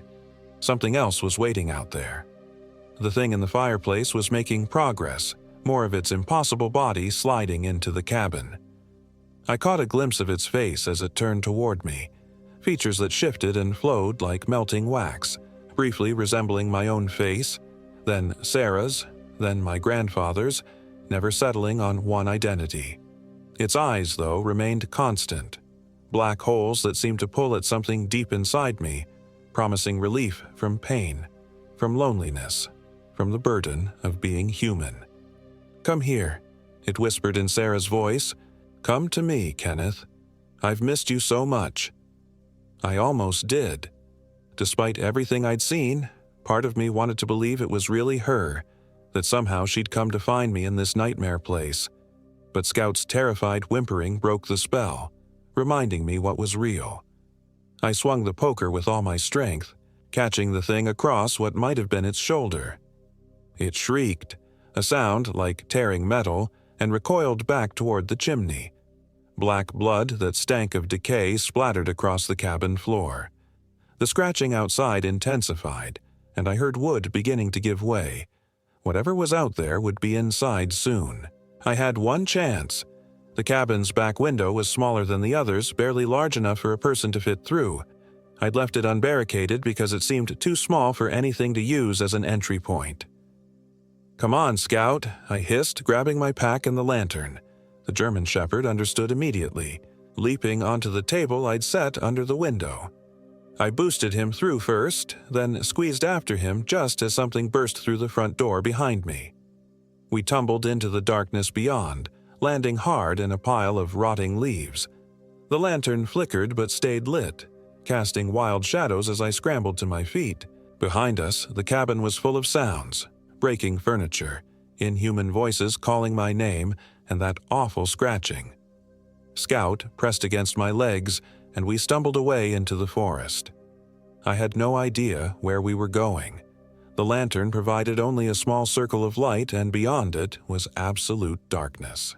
But Scout seemed to have a destination in mind, pulling me along what felt like a path. We walked for what felt like hours, the sounds from the cabin gradually fading behind us. My legs were shaking with exhaustion and terror, but I didn't dare stop. Whatever those things were, I had the feeling they would follow our scent. Dawn found us on a ridge overlooking a valley I didn't recognize.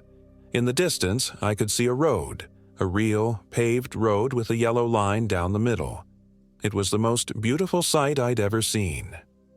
The hike down to the road took another hour, during which Scout gradually relaxed.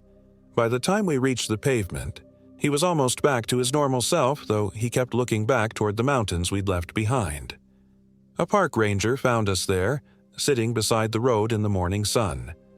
I was probably quite a sight, torn clothes, scratched face, wild eyes, but he took one look at Scout and seemed to understand that something serious had happened. "You folks get lost up there?" he asked kindly. I started to tell him the truth, then stopped. How could I explain something I barely understood myself? Instead, I nodded and said, "Got turned around. Spent a couple nights out there." He gave us a ride back to the trailhead where my car was parked. During the drive, he mentioned that several hikers had gone missing in that area over the years, people who simply vanished without a trace, despite extensive search efforts. "Strange country up there," he said. "Some of the old-timers say it's cursed. Of course, that's just superstition." I didn't argue with him.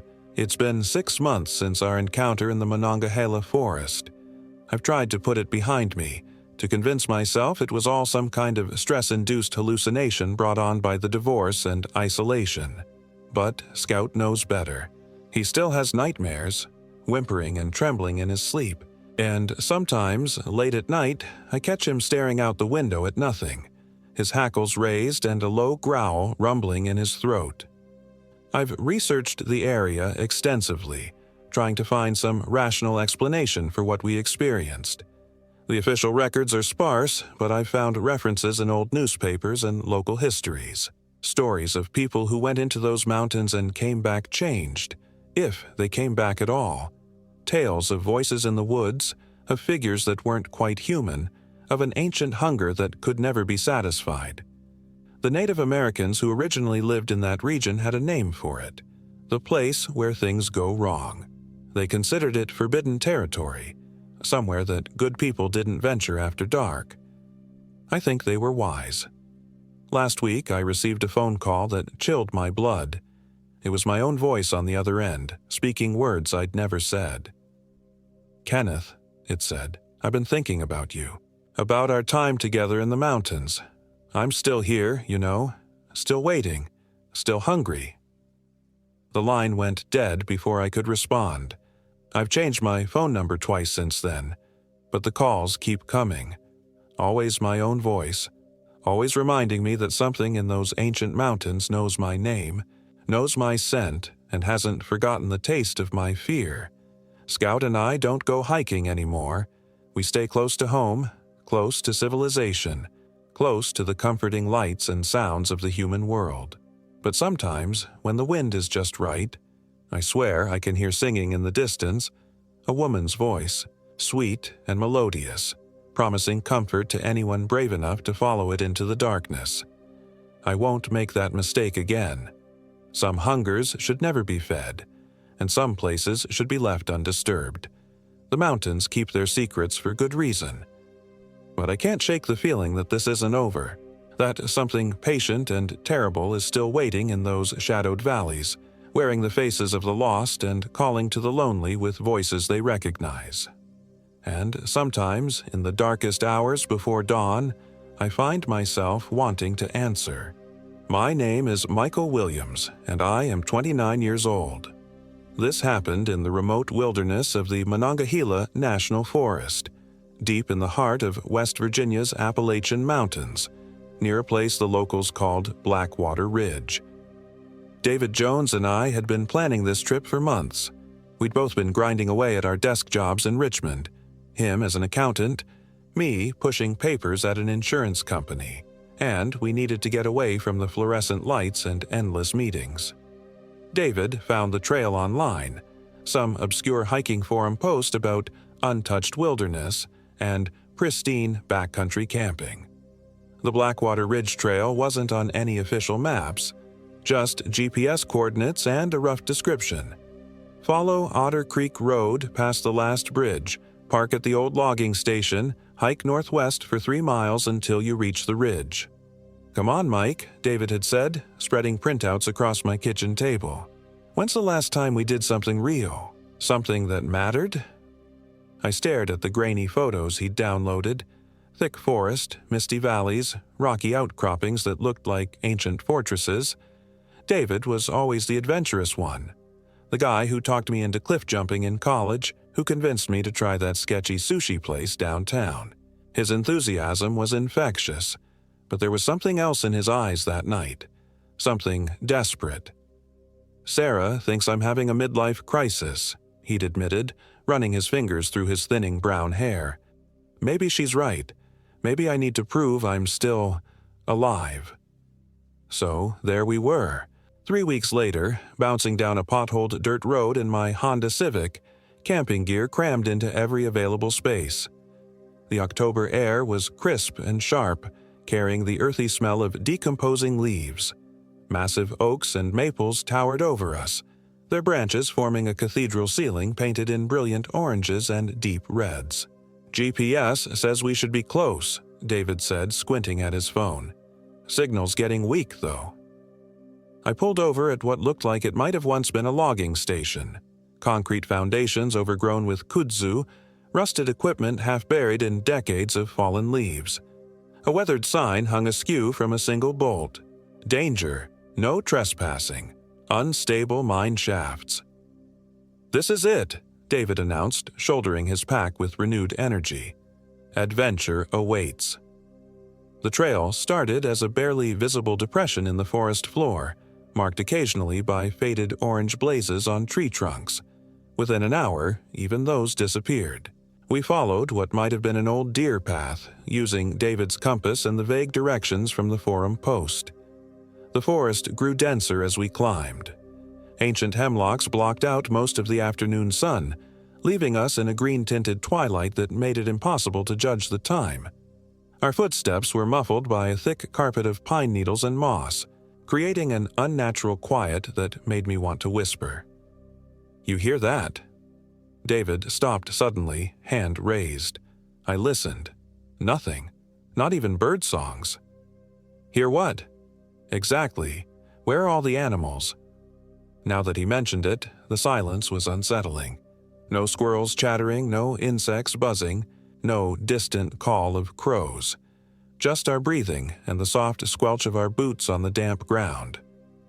"Maybe we're just too loud," I suggested, but even my voice sounded strangely flat in the stillness. We kept climbing.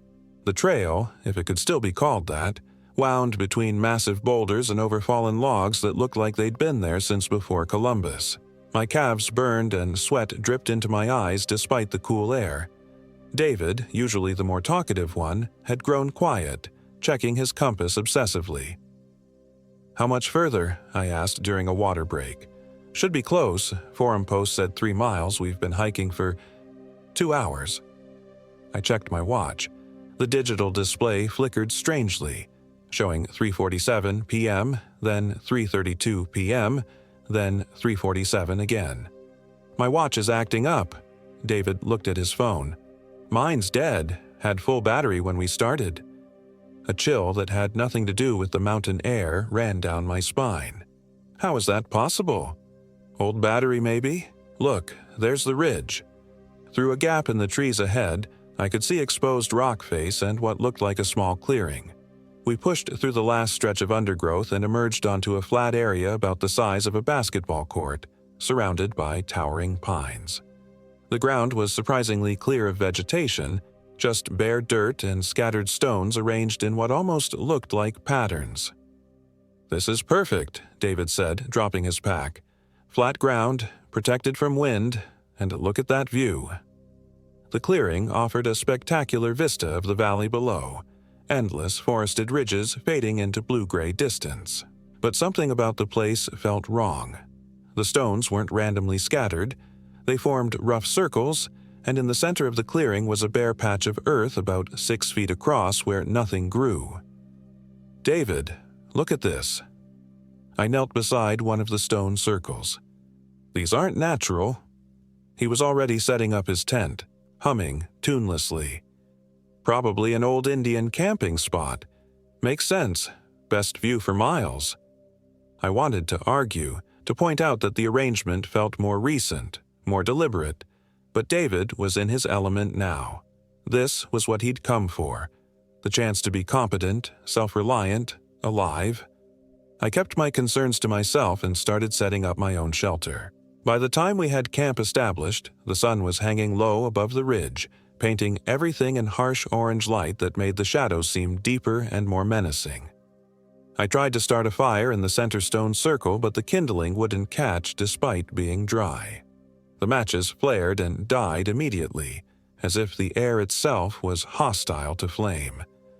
"Here, let me try," David said, kneeling beside me. He struck a match and it caught immediately, the flame dancing bright and steady. But as soon as he touched it to the tinder, it went out with an audible hiss. "That's weird," he muttered, trying again. Same result. On the 5th attempt, the fire finally caught, but the flames burned an unnatural blue-green color that cast sickly shadows across our faces. David laughed it off as mineral deposits in the wood, but I noticed how the firelight seemed to stop at the edge of our clearing, as if the darkness beyond was too thick to penetrate. We ate dinner in relative silence, freeze-dried stroganoff that tasted like cardboard despite my hunger. The temperature was dropping fast, and our breath began to fog in the firelight. Beyond the clearing, the forest had become completely silent. No owl calls, no rustling of nocturnal creatures, no whisper of wind through branches. "I'm going to get more firewood," David announced, standing and stretching. "This stuff burns too fast." "I'll come with you," I said quickly. The thought of being alone in that clearing made my skin crawl. "Nah, you keep the fire going. I'll just grab some deadfall from right over there." He pointed to the tree line about 30 yards away. "Be back in 5 minutes." Before I could protest, he grabbed his flashlight and disappeared into the darkness between the trees. I watched his light bob and weave through the forest, gradually growing dimmer. Then it stopped moving.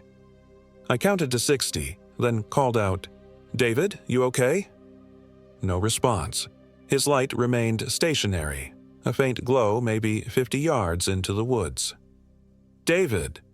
Louder this time. Still nothing. I stood up, considering following him, but something kept me rooted beside the fire. Some primal instinct that whispered warnings about leaving the light. Minutes passed. The fire crackled and popped, sending sparks spiraling up toward the star-filled sky. I fed it more wood, trying to keep the flames high. My watch was still malfunctioning, but it felt like David had been gone at least 20 minutes. Then I heard his voice, calling from the darkness. "Mike, come here, you have to see this." Relief flooded through me. "What is it?" "Just come here, bring your flashlight." I grabbed my light and started toward the sound of his voice, but something made me pause at the edge of the clearing. The voice had come from the wrong direction, northwest instead of due north where I'd seen his light disappear. "David, where are you exactly?" "Right here. Come on." Definitely northwest now, maybe 100 yards away, but his flashlight was still visible to the north, motionless among the trees. "David, I can see your light. Are you north or northwest of camp?" Silence. Then, after a long pause, "Mike, what are you talking about? I'm right here. Northwest. Come here." My hands were shaking as I raised my flashlight and aimed it toward the northern light. Through the trees, I could just make out a figure standing perfectly still, back turned toward me. The figure was holding a flashlight, but its posture was wrong. Too rigid, arms hanging at unnatural angles. "David!" I shouted at the top of my lungs. The figure in the woods slowly turned around. In the weak glow of my flashlight, I could see David's face, but something was horribly wrong with it. His mouth hung open too wide, and his eyes reflected the light like an animal's. "Mike," came the voice from the northwest again. "Perfectly normal. Perfectly David. What's wrong? Why are you shouting?" I stumbled backward, nearly falling into the fire. The figure to the north, the thing with David's face, raised one arm in a slow, jerky wave. Then it began walking toward me with a shambling, unnatural gait. "I'm coming back now," said the voice from the northwest. "Stay by the fire." I spun toward the sound just as David emerged from the tree line, arms full of firewood, looking perfectly normal. He saw my expression and dropped the wood. "Jesus, Mike, you look like you've seen a ghost. What happened?" I pointed toward the northern trees with a trembling hand. Nothing there, no light, no figure, just darkness. There was... You were... I couldn't form the words. David set a hand on my shoulder. "Hey, it's okay. I know these mountains can play tricks on you. The isolation, the altitude, the way sound carries, it messes with your head." But as he spoke, I noticed something that made my blood freeze. David's boots were clean. Completely clean. No mud, no leaves, no sign that he'd been walking through the forest for the past half hour, and his jacket didn't have a single twig or piece of bark clinging to it. "Where did you go?" I asked quietly. "Just into the trees, like I said. Found some good deadfall about 50 yards out." He gestured vaguely toward the forest. "Sorry I was gone so long. Got turned around for a minute." He began feeding wood into the fire, humming the same tuneless melody he'd been humming earlier. But now it sounded different. Discordant, like a song played backward. I watched him carefully as he worked. Everything seemed normal, but small details felt wrong. The way he moved was just slightly off, like he was consciously thinking about each motion. He blinked too infrequently, and when he smiled at me, it lasted a few seconds too long. "I think we should leave," I said. "What? Why? We just got here." David's voice was perfectly reasonable, but there was something flat about it, like he was reading from a script. Something's not right about this place. My watch is going crazy. Both our phones died, that weird fire earlier, and now... Now what? David sat down across from me, the fire between us. In the flickering light, his face seemed to shift and change, features rearranging themselves in subtle ways. "Nothing. I'm just tired." "You should get some sleep then. I'll keep watch." The offer was logical, even kind, but something about the way he said it sent ice through my veins. The real David would have argued with me, would have demanded to know what had spooked me so badly. This David was too accommodating, too calm. "Yeah, maybe I will." I stood up slowly. "You sure you don't mind staying up?" "Not at all. I'm not tired yet." As I walked toward my tent, I felt his eyes following me. I unzipped the flap and crawled inside, but instead of getting into my sleeping bag, I lay still and listened. Outside, I could hear David moving around the fire, the scrape of wood on stone, the soft sounds of someone trying to be quiet. After what felt like an hour, those sounds stopped. I waited another 30 minutes, then carefully unzipped my tent just enough to peer out. David was sitting motionless beside the fire, staring directly at my tent. He hadn't moved a muscle in all the time I'd been watching. His eyes were open and unblinking, reflecting the firelight like mirrors. As I watched, his head tilted slightly to one side, then slowly tilted the other way, as if he were listening to something I couldn't hear. I eased the zipper closed and lay back down, heart hammering against my ribs. Whatever was sitting by that fire, it wasn't David. But where was he? And what had happened to him in those woods? I must have dozed off eventually because I woke to complete darkness and silence. The fire had died out, and I couldn't hear any movement outside. I checked my watch. The display was blank, not even the faint glow of the backlight. As quietly as possible, I felt around for my flashlight and turned it on. The beam cut through the tent fabric, revealing my small space. Everything seemed normal. I could hear my own breathing, rapid and shallow, but nothing else. I listened for several minutes before working up the courage to unzip the tent flap. My flashlight revealed the clearing, still and empty. The fire was nothing but cold ashes, and David's tent stood undisturbed on the far side. No sign of David himself. "David?" I whispered. No response. I crawled out of my tent and stood up, sweeping my light across the clearing. The stone circles were still there, but they seemed different somehow. Larger, more defined, as if something had been rearranging them during the night. David's tent was zipped shut. I approached it slowly, noting that no sound came from within. "David? You in there?" I reached for the zipper, then hesitated. What if David was in there? What if he was sleeping peacefully and I was just being paranoid? But what if something else was in there, wearing David's face, waiting for me?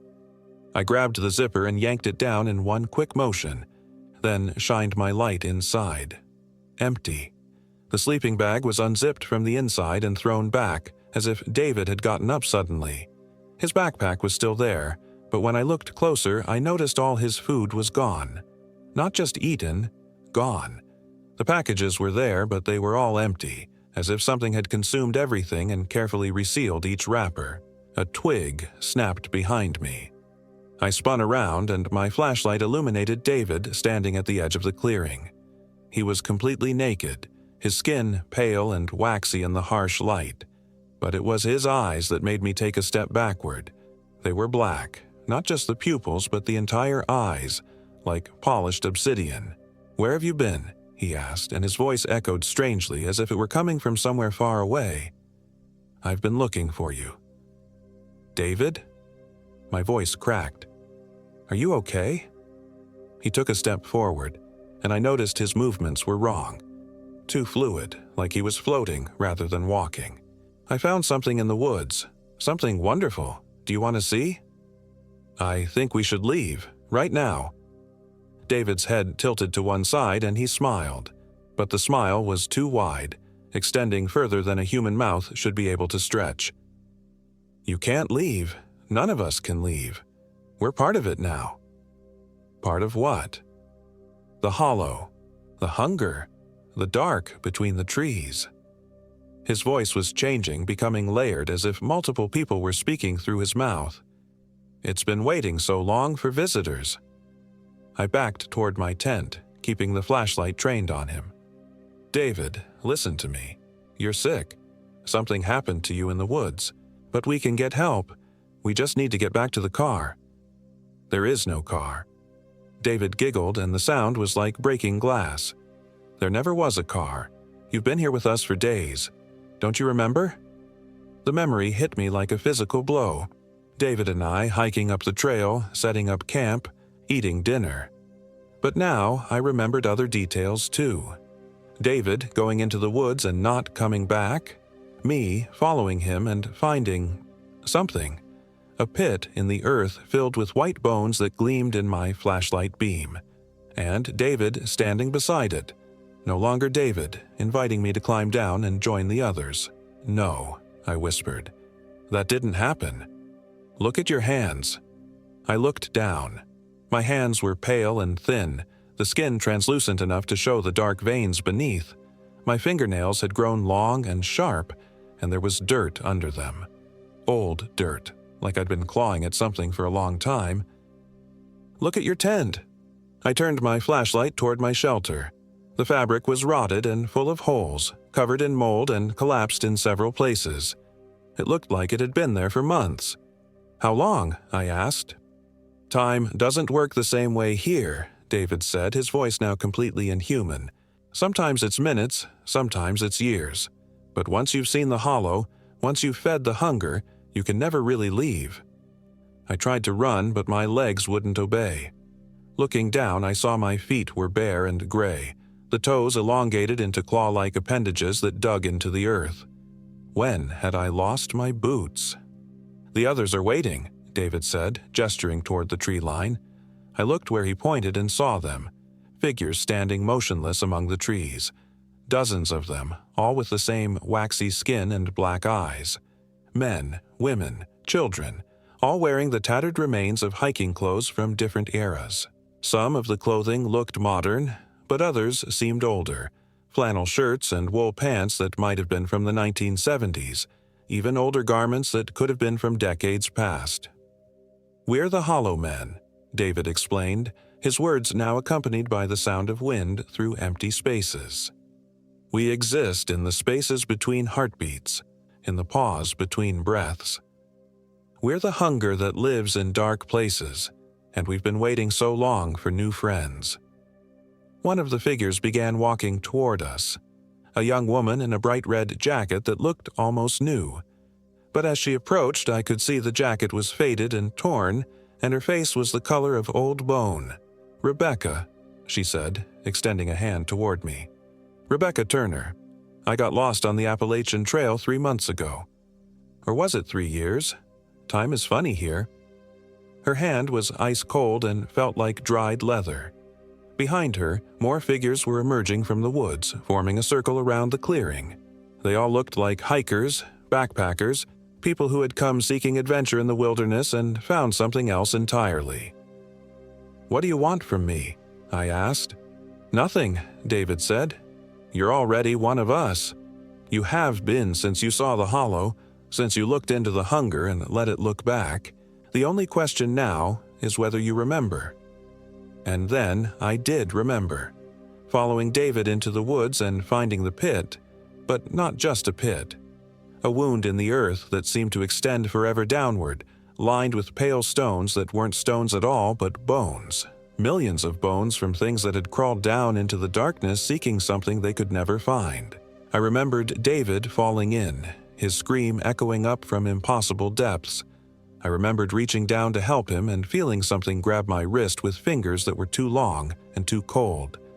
I remembered being pulled down into that horrible darkness, falling past walls lined with the remnants of everyone who had ever found this place.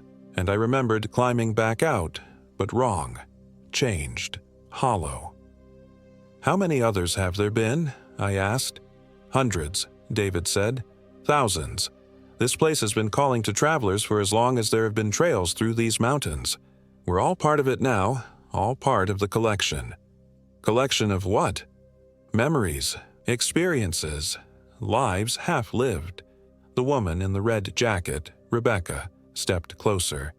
"The hollow feeds on potential, on all the things we might have done if we'd made it home. It keeps us here to savor our unrealized dreams." I looked around at the figures surrounding me, really seeing them for the first time. They weren't just hollow-eyed monsters. They were people.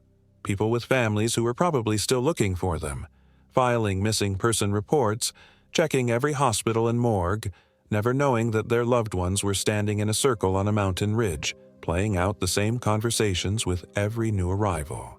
"Is there any way out?" I asked. "There's always hope," said a man in a plaid shirt whose name might have been Kenneth or Keith. "Every new person who finds us brings the possibility that maybe this time will be different. Maybe this time someone will be strong enough to break the pattern." "But it never works?"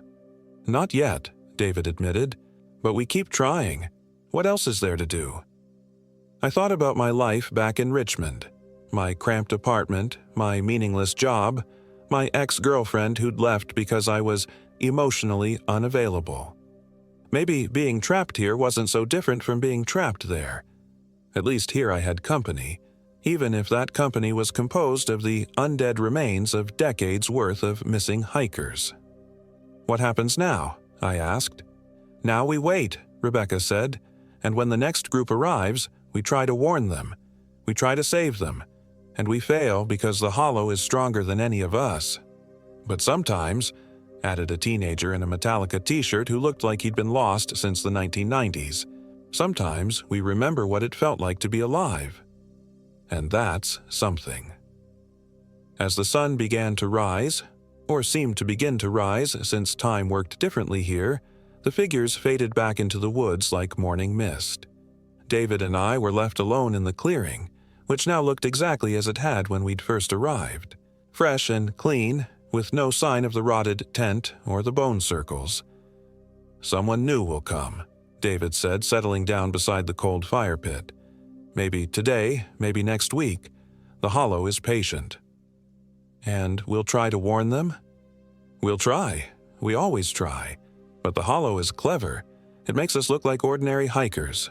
Makes our warnings sound like the ravings of people who've been in the woods too long. And by the time they realize the truth, it's too late." I sat down beside him and looked out over the valley. The view was still spectacular, the kind of vista that made you understand why people risk their lives to reach places like this. But now I could see other things too. Dark spots in the forest where the trees grew in unnatural patterns, shadow-filled hollows that seemed to pulse with their own malevolent life. "David?" "Yeah?" "Do you think our families are still looking for us?" He was quiet for a long time. When he finally spoke, his voice was almost human again. "My mom always said she'd never stop looking, even if it took forever." "Forever's a long time." "Yeah," he said, "but maybe that's how long we've got." In the distance, I could hear the sound of voices. Happy, excited voices getting closer. New hikers, probably following the same vague directions we'd found online, drawn by the promise of untouched wilderness and pristine backcountry camping. David and I exchanged a look. We both knew what came next. We'd stand up, dust ourselves off, and become ordinary backpackers again.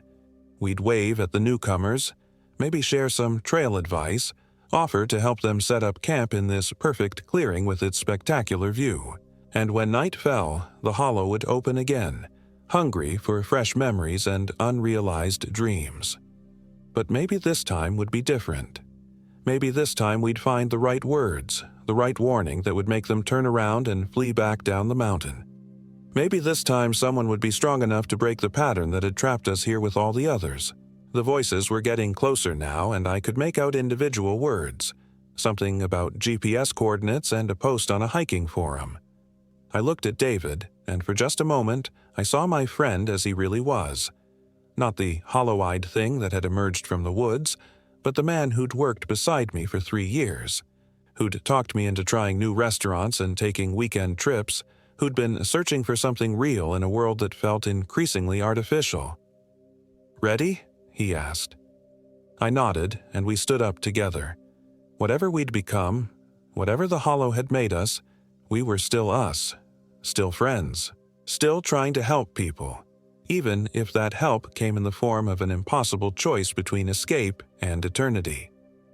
The first hiker appeared at the edge of our clearing, a young woman with bright hiking gear and an eager smile. Behind her came 2 more, a couple holding hands and looking around with the kind of wonder that I remembered feeling when David and I had first arrived. "Hey there," David called out, his voice warm and friendly. "Beautiful spot, isn't it?" And the cycle began again, as it had been beginning for longer than any of us could remember, as it would continue until someone finally found a way to break the hunger that lived in the hollow places of the world. But until then, we had each other. We had hope, and we had forever. Even if forever meant watching the same tragedy play out again and again, somewhere between the heartbeats, in the pause between breaths, in the dark spaces between the trees where lost things go to wait. My name is Michael Williams, and I am 29 years old. This happened in the remote wilderness of the Monongahela National Forest, and it's still happening, will always be happening, in the place the locals call Blackwater Ridge. If you ever see coordinates for a trail that doesn't appear on any official maps, if you ever read a forum post about untouched wilderness near an old logging station, if you ever feel called to seek something real in the deep places of the world, remember this story. Remember us, and choose a different path.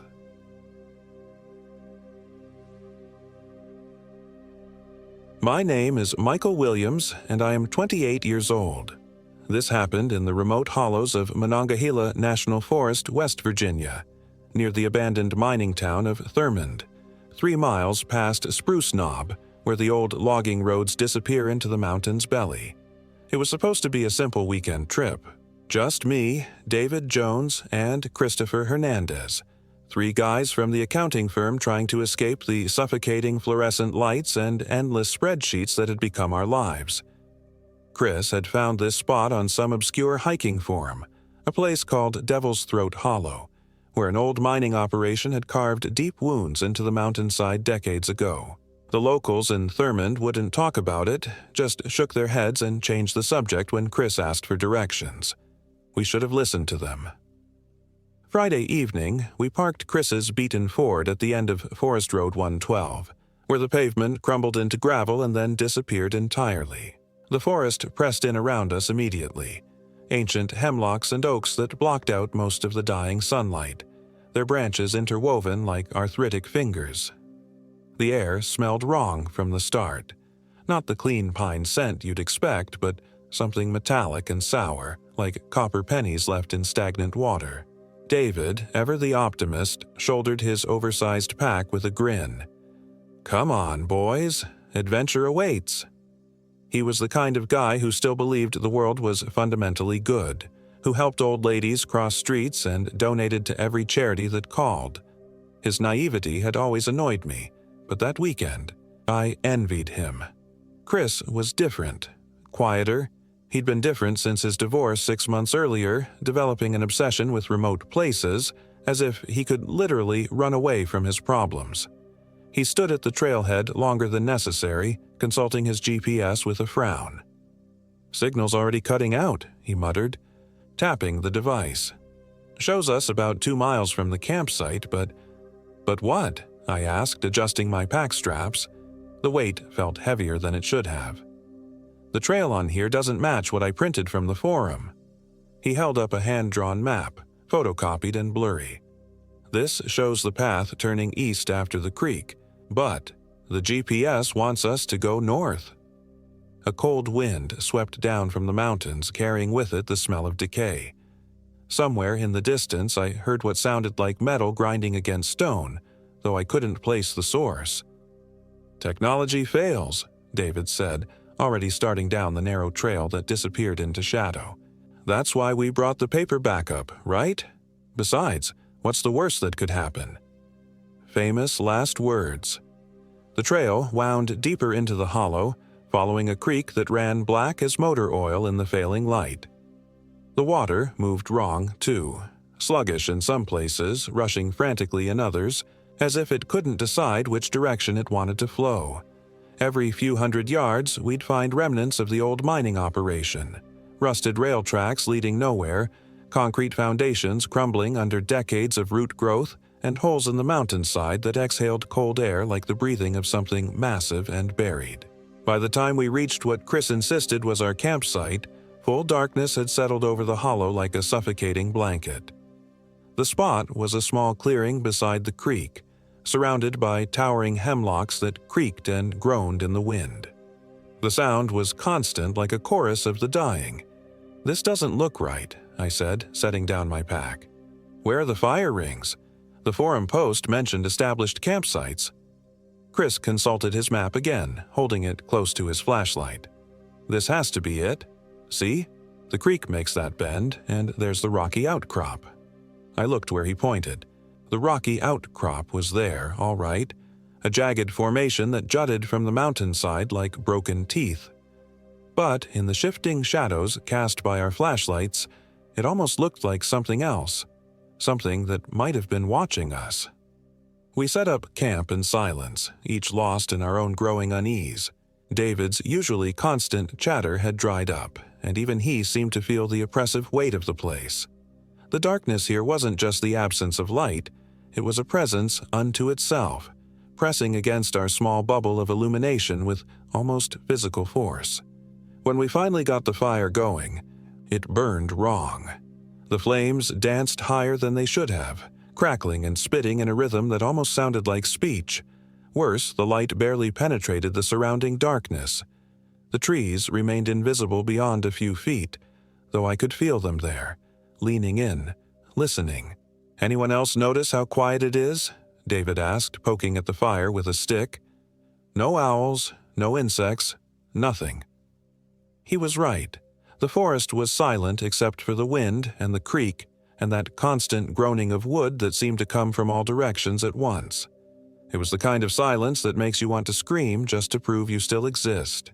Old mining sites are like that, Chris said, though his voice lacked conviction. Chemical runoff, disrupted ecosystem. It'll probably get more normal as we get farther from the old workings.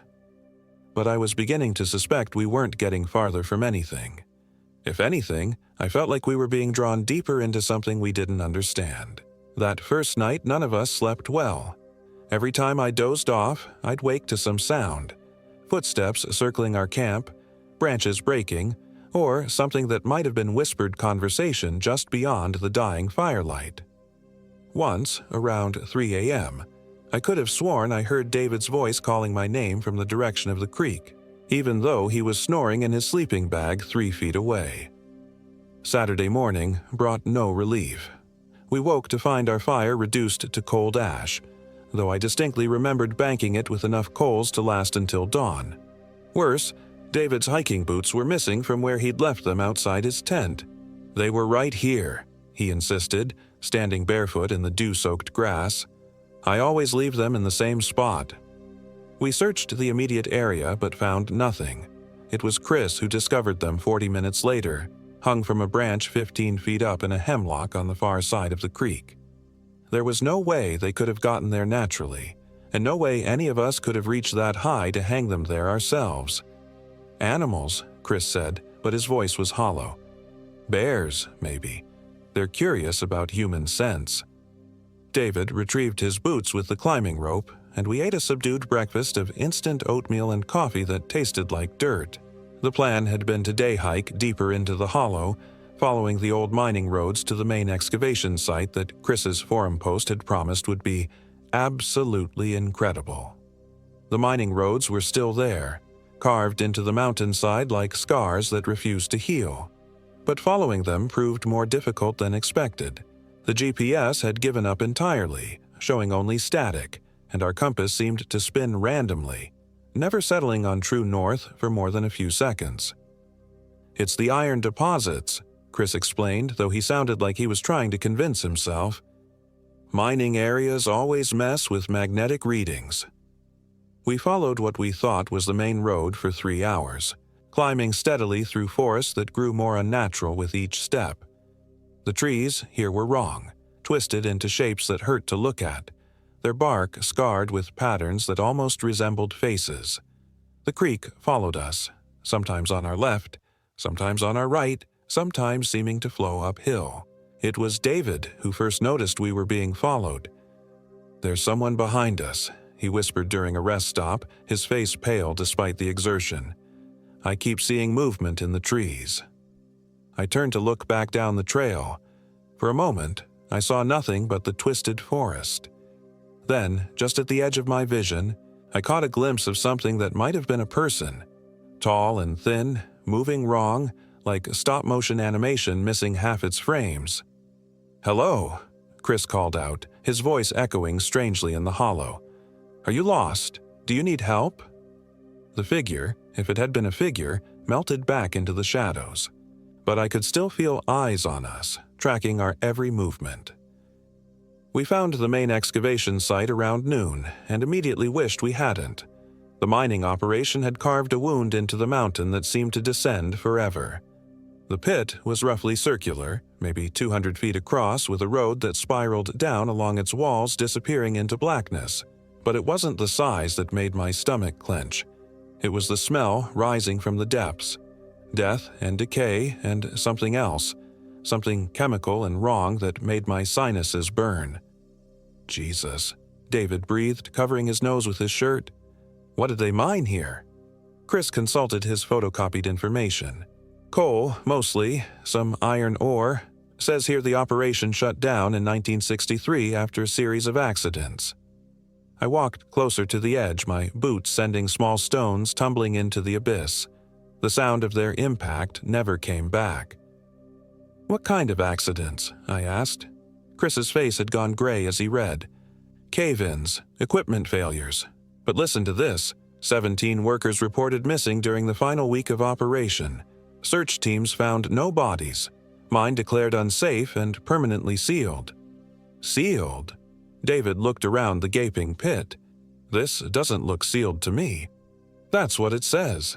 All tunnels and access points dynamited and sealed with concrete. Chris folded the paper carefully. Maybe someone reopened it. Urban explorers or... He didn't finish the sentence, but I knew what he was thinking. The same thing I was thinking. We weren't alone out here. The smart thing would have been to leave right then, to pack up our camp and hike back to the truck and pretend we'd never found this place. But Chris had that look in his eyes, the same look he'd had since his divorce, the look of a man running from something and willing to run straight into something worse rather than turn around. "I want to go down," he said. "Are you insane?" David's voice cracked. "That thing could collapse, and the smell. Just to the first level. Look, there's the road. It's carved right into the rock, solid as anything." Chris was already pulling rope from his pack. I didn't come all this way to stare at a hole in the ground. I should have stopped him, should have knocked him down and tied him up if necessary. Instead, I watched him gear up and wondered why I wasn't more afraid than I was. Part of me, a part I didn't like to acknowledge, was curious about what lay in those depths. "If we're doing this, we stick together," I said. "And at the first sign of trouble, we get out." David stared at both of us like we'd lost our minds. "I'm not going down there." "Then stay here and keep watch," Chris said, securing the rope around a sturdy hemlock. "If we're not back in 2 hours, hike out and call for help. The phones don't work out here, remember? Then drive to town. Do whatever you have to do." David nodded reluctantly, and Chris and I began our descent into hell. The road spiraled down along the pit walls, cut wide enough for mining equipment but crumbling in places where decades of weather had worn away the edges. Our flashlights carved narrow cones of light through air that grew thicker and more toxic with each step downward. The walls were streaked with moisture that reflected our lights like oil, and periodically we'd pass the mouths of tunnels that exhaled cold air and the sound of dripping water.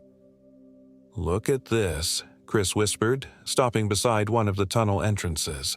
I aimed my light where he pointed. Scratch marks covered the tunnel walls, deep gouges in the stone that could have been made by mining equipment, or by something with very large claws trying to get out. "Bears," I said automatically, though I didn't believe it. "Bears don't scratch stone." We continued downward. The pit seemed to descend much farther than it had looked from above. We'd been walking for 20 minutes and still couldn't see the bottom. Worse, the road was becoming less stable. In several places, we had to edge carefully around gaps where the surface had collapsed entirely. It was during one of these careful passages that we heard the screaming. It came from above us, echoing down the pit walls. David's voice, raw with terror, calling our names. Then it cut off abruptly, leaving only the sound of water dripping in the darkness. "David!" Chris shouted, his voice bouncing off the stone walls. "David, what's wrong?" No answer. We looked at each other, and I saw my own fear reflected in Chris's eyes.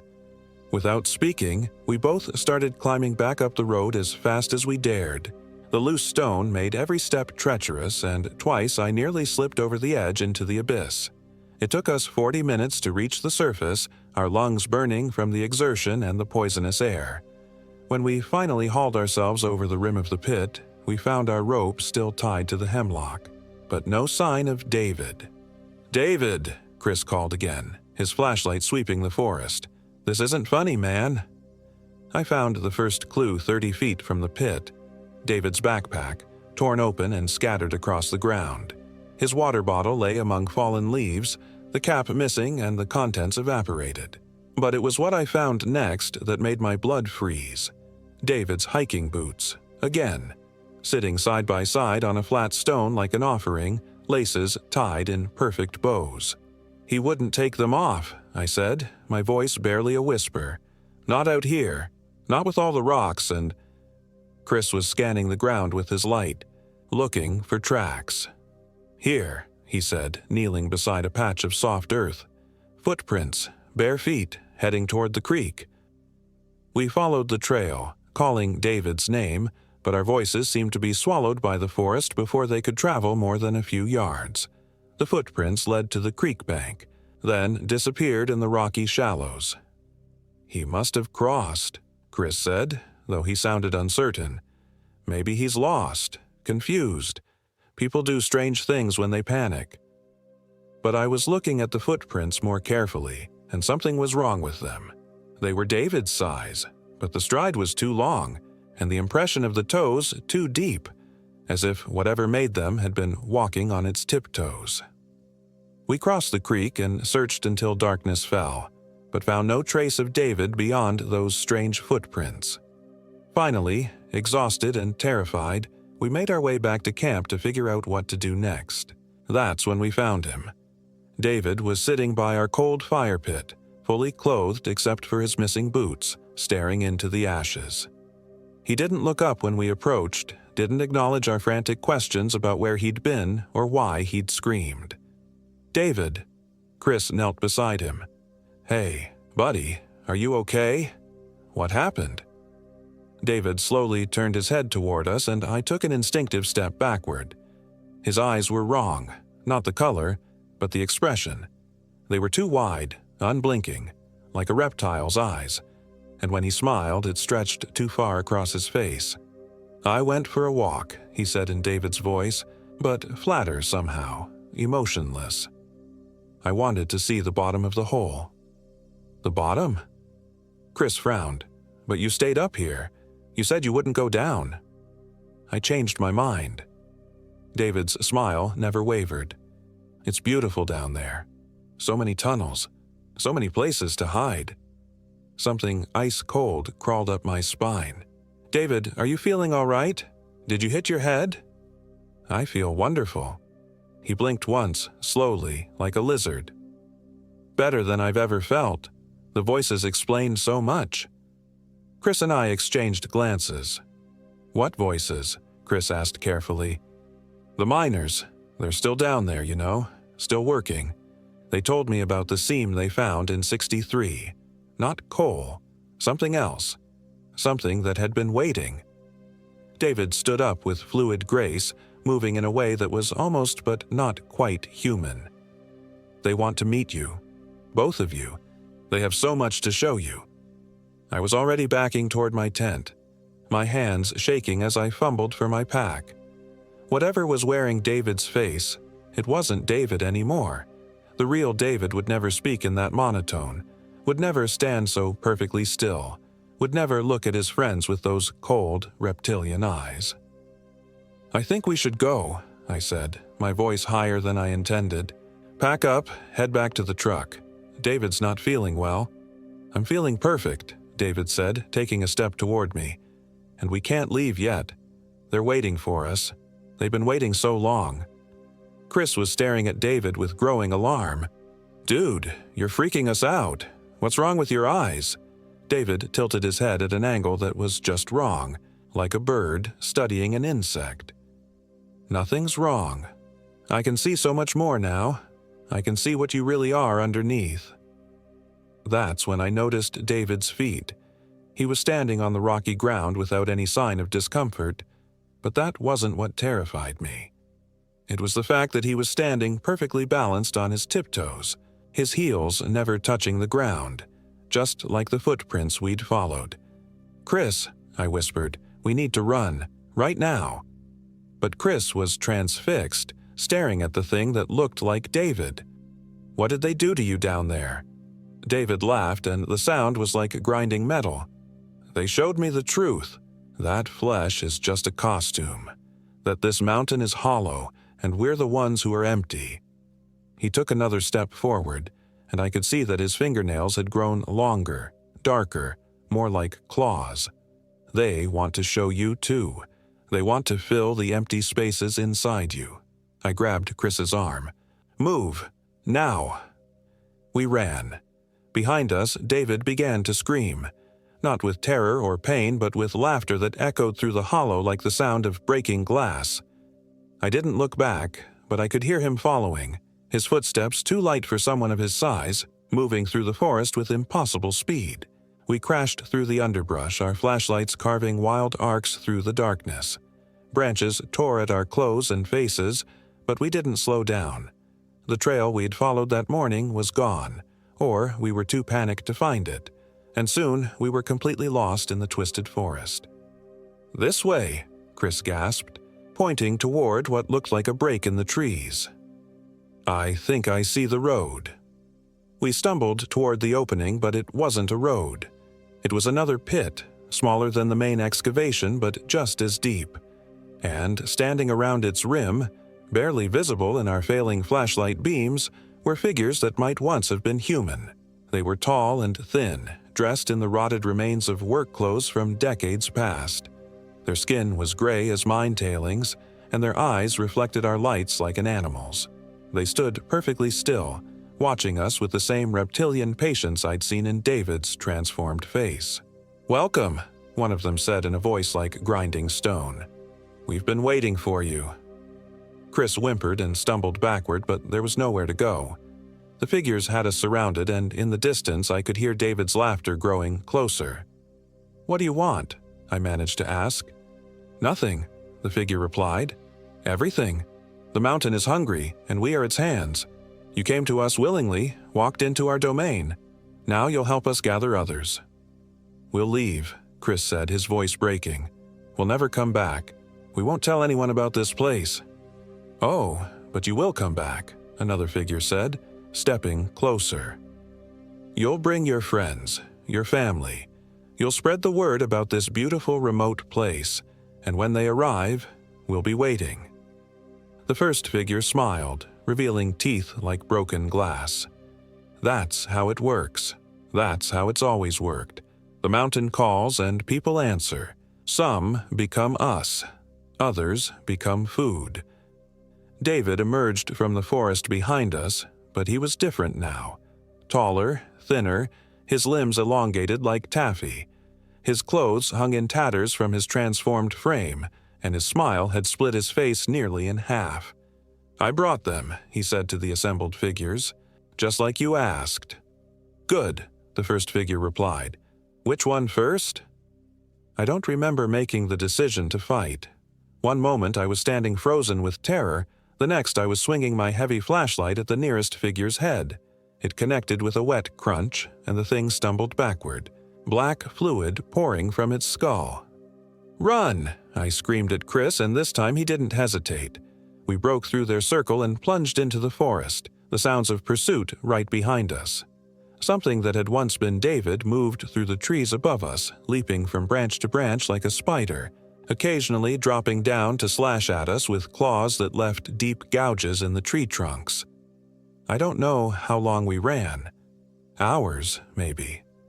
The forest became a nightmare maze of thorns and shadows, every path leading us deeper into the hollow rather than out. Our flashlights died one by one, leaving us stumbling blind through a darkness so complete it felt solid. It was Chris who found the cave. "Here," he gasped, pulling me toward a narrow opening in the mountainside. "We can hide." The cave was small but deep, extending back into the mountain farther than our dying light could penetrate. We crawled as far back as we could and huddled together, listening to the sounds of our pursuers searching the forest outside. For hours, we heard them calling to each other in voices that weren't quite human, organizing their hunt with the patience of predators who knew their prey had nowhere to go. Sometimes David's voice would join the chorus, though the words he spoke weren't in any language I recognized. "What are they?" Chris whispered. I'd been wondering the same thing. "I think they were miners once. Real people. But something changed them. Something they found down in that pit. And David?" I closed my eyes, remembering my friend's transformed face. "David's gone. That thing might have his memories, his voice, but it's not him anymore." Chris started to cry then, quiet sobs that he tried to muffle against his sleeve. I wanted to comfort him, but I didn't have any comfort to give. We were trapped in a mountain full of things that used to be human, and I was starting to doubt we'd ever see daylight again. That's when I noticed the draft. Air was moving through the cave from somewhere deeper inside, carrying with it the faint scent of pine and night sky. Fresh air, which meant there was another way out. "Chris," I whispered, "there's a passage, a way through the mountain." He looked up, hope flickering in his eyes. "Are you sure?" Only one way to find out. We crawled deeper into the cave, following the air current through passages that grew narrower and narrower. Several times I thought we'd reached a dead end, only to find that the tunnel continued at a sharp angle or dropped down to a lower level. The rock around us was strange. Not the limestone I'd expected, but something darker and more crystalline that seemed to absorb our light. It was in one of the deeper chambers that we found the bodies. They were mummified by the dry air, preserved in positions that suggested they'd died in agony. Miners from the 1960s, their equipment still clutched in skeletal hands. But these weren't the transformed creatures we'd encountered outside. These were the ones who hadn't changed, who'd died as themselves. Chris picked up a moldering notebook from beside one of the bodies. "Listen to this," he whispered, reading by the light of our last working flashlight. "Day 12, underground. The seam keeps growing. It's not coal. It's something alive, something that whispers." Jenkins changed today, stood up from where he'd fallen and looked at us with eyes like holes. He's not Jenkins anymore. God help us, it's spreading. The entries continued, documenting the gradual transformation of the mining crew. The final entry was written in a shaking hand. "They're all changed now except for me and Martinez. We're going deeper, trying to find another way out. If anyone finds this, don't follow the seam. Don't let it touch you. It's not from this world." We left the bodies and continued following the air current.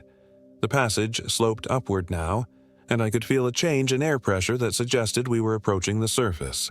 But the walls here were covered with the same crystalline substance we'd seen before, and it seemed to pulse with its own internal light. The seam. This had to be what the miners had found. "Don't touch it," I warned Chris as we squeezed through a particularly narrow section. "Don't let any part of your body make contact." But the passage was so tight that avoiding the walls was impossible. I felt the crystal brush against my shoulder, and immediately a shock of cold ran through my body. For just a moment, I heard voices whispering in my head. Ancient voices speaking in tongues that predated human language.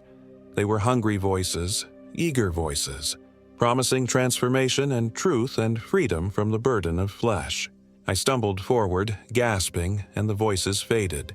But I could feel something different about myself now, something cold and patient stirring in the depths of my mind. "Michael?" Chris grabbed my arm. "Are you okay? You stopped moving." "I'm fine," I lied, though I could feel tendrils of wrongness spreading through my thoughts like ice crystals forming in water. "Keep moving." We climbed for what felt like hours, the air growing fresher with each step. Finally, impossibly, I saw a star through a crack in the rock above us. Real starlight, not the false illumination of the seam. The opening was barely wide enough for a human body, but we squeezed through and emerged onto a hillside miles from where we'd entered the cave. The truck was gone. David must have taken the keys when he transformed, but we were alive and free. Or so I thought. We hiked for 2 days before reaching the town of Thurmond, living on stream water and the energy bars in our pockets. The locals took one look at us and their faces went pale, but they gave us food and a ride to the nearest police station. The official report blamed our story on exposure and dehydration. David was listed as missing, presumed dead in a hiking accident. Search teams found no trace of him or the strange mining site we described. The GPS coordinates we gave them led to empty forest. But I know what I saw. I know what happened to David. And I know that the things in Devil's Throat Hollow are still there, still waiting for the next group of hikers to wander into their domain. And I know something else. Something I haven't told Chris or the police or anyone. The cold that touched me in that crystal-lined passage never went away. It's growing stronger each day, spreading through my thoughts like frost on a window. Sometimes, late at night, I hear the whispers again. Patient voices promising transformation, promising relief from the burden of human emotion and weakness. I've started researching remote hiking locations, places where people go to get away from civilization. I've joined online forums, sharing beautiful photos and detailed directions to places that don't exist, places that lead to Devil's Throat Hollow. I can't help myself. The cold whispers that it's necessary, that the mountain needs to feed, that I'm just doing what I was designed to do. Chris suspects something's wrong. He keeps asking why I won't go hiking with him anymore, why I've become so interested in planning trips for other people. Yesterday, he said my eyes looked different. He's right, of course. They are different. When I look in the mirror now, I see something reptilian staring back, something patient and hungry and not entirely human. But I'm fighting it. Writing this account is my way of fighting it, of warning people to stay away from that hollow and its patient guardians. Maybe if I can resist long enough, the transformation will stop. Maybe I can still be saved. Or maybe this is just another form of feeding, another way to draw people to the mountain. Maybe by reading this, by following my directions to Devil's Throat Hollow, you're already doing exactly what the whispers want you to do. Either way, I had to try to warn you, even if it might already be too late.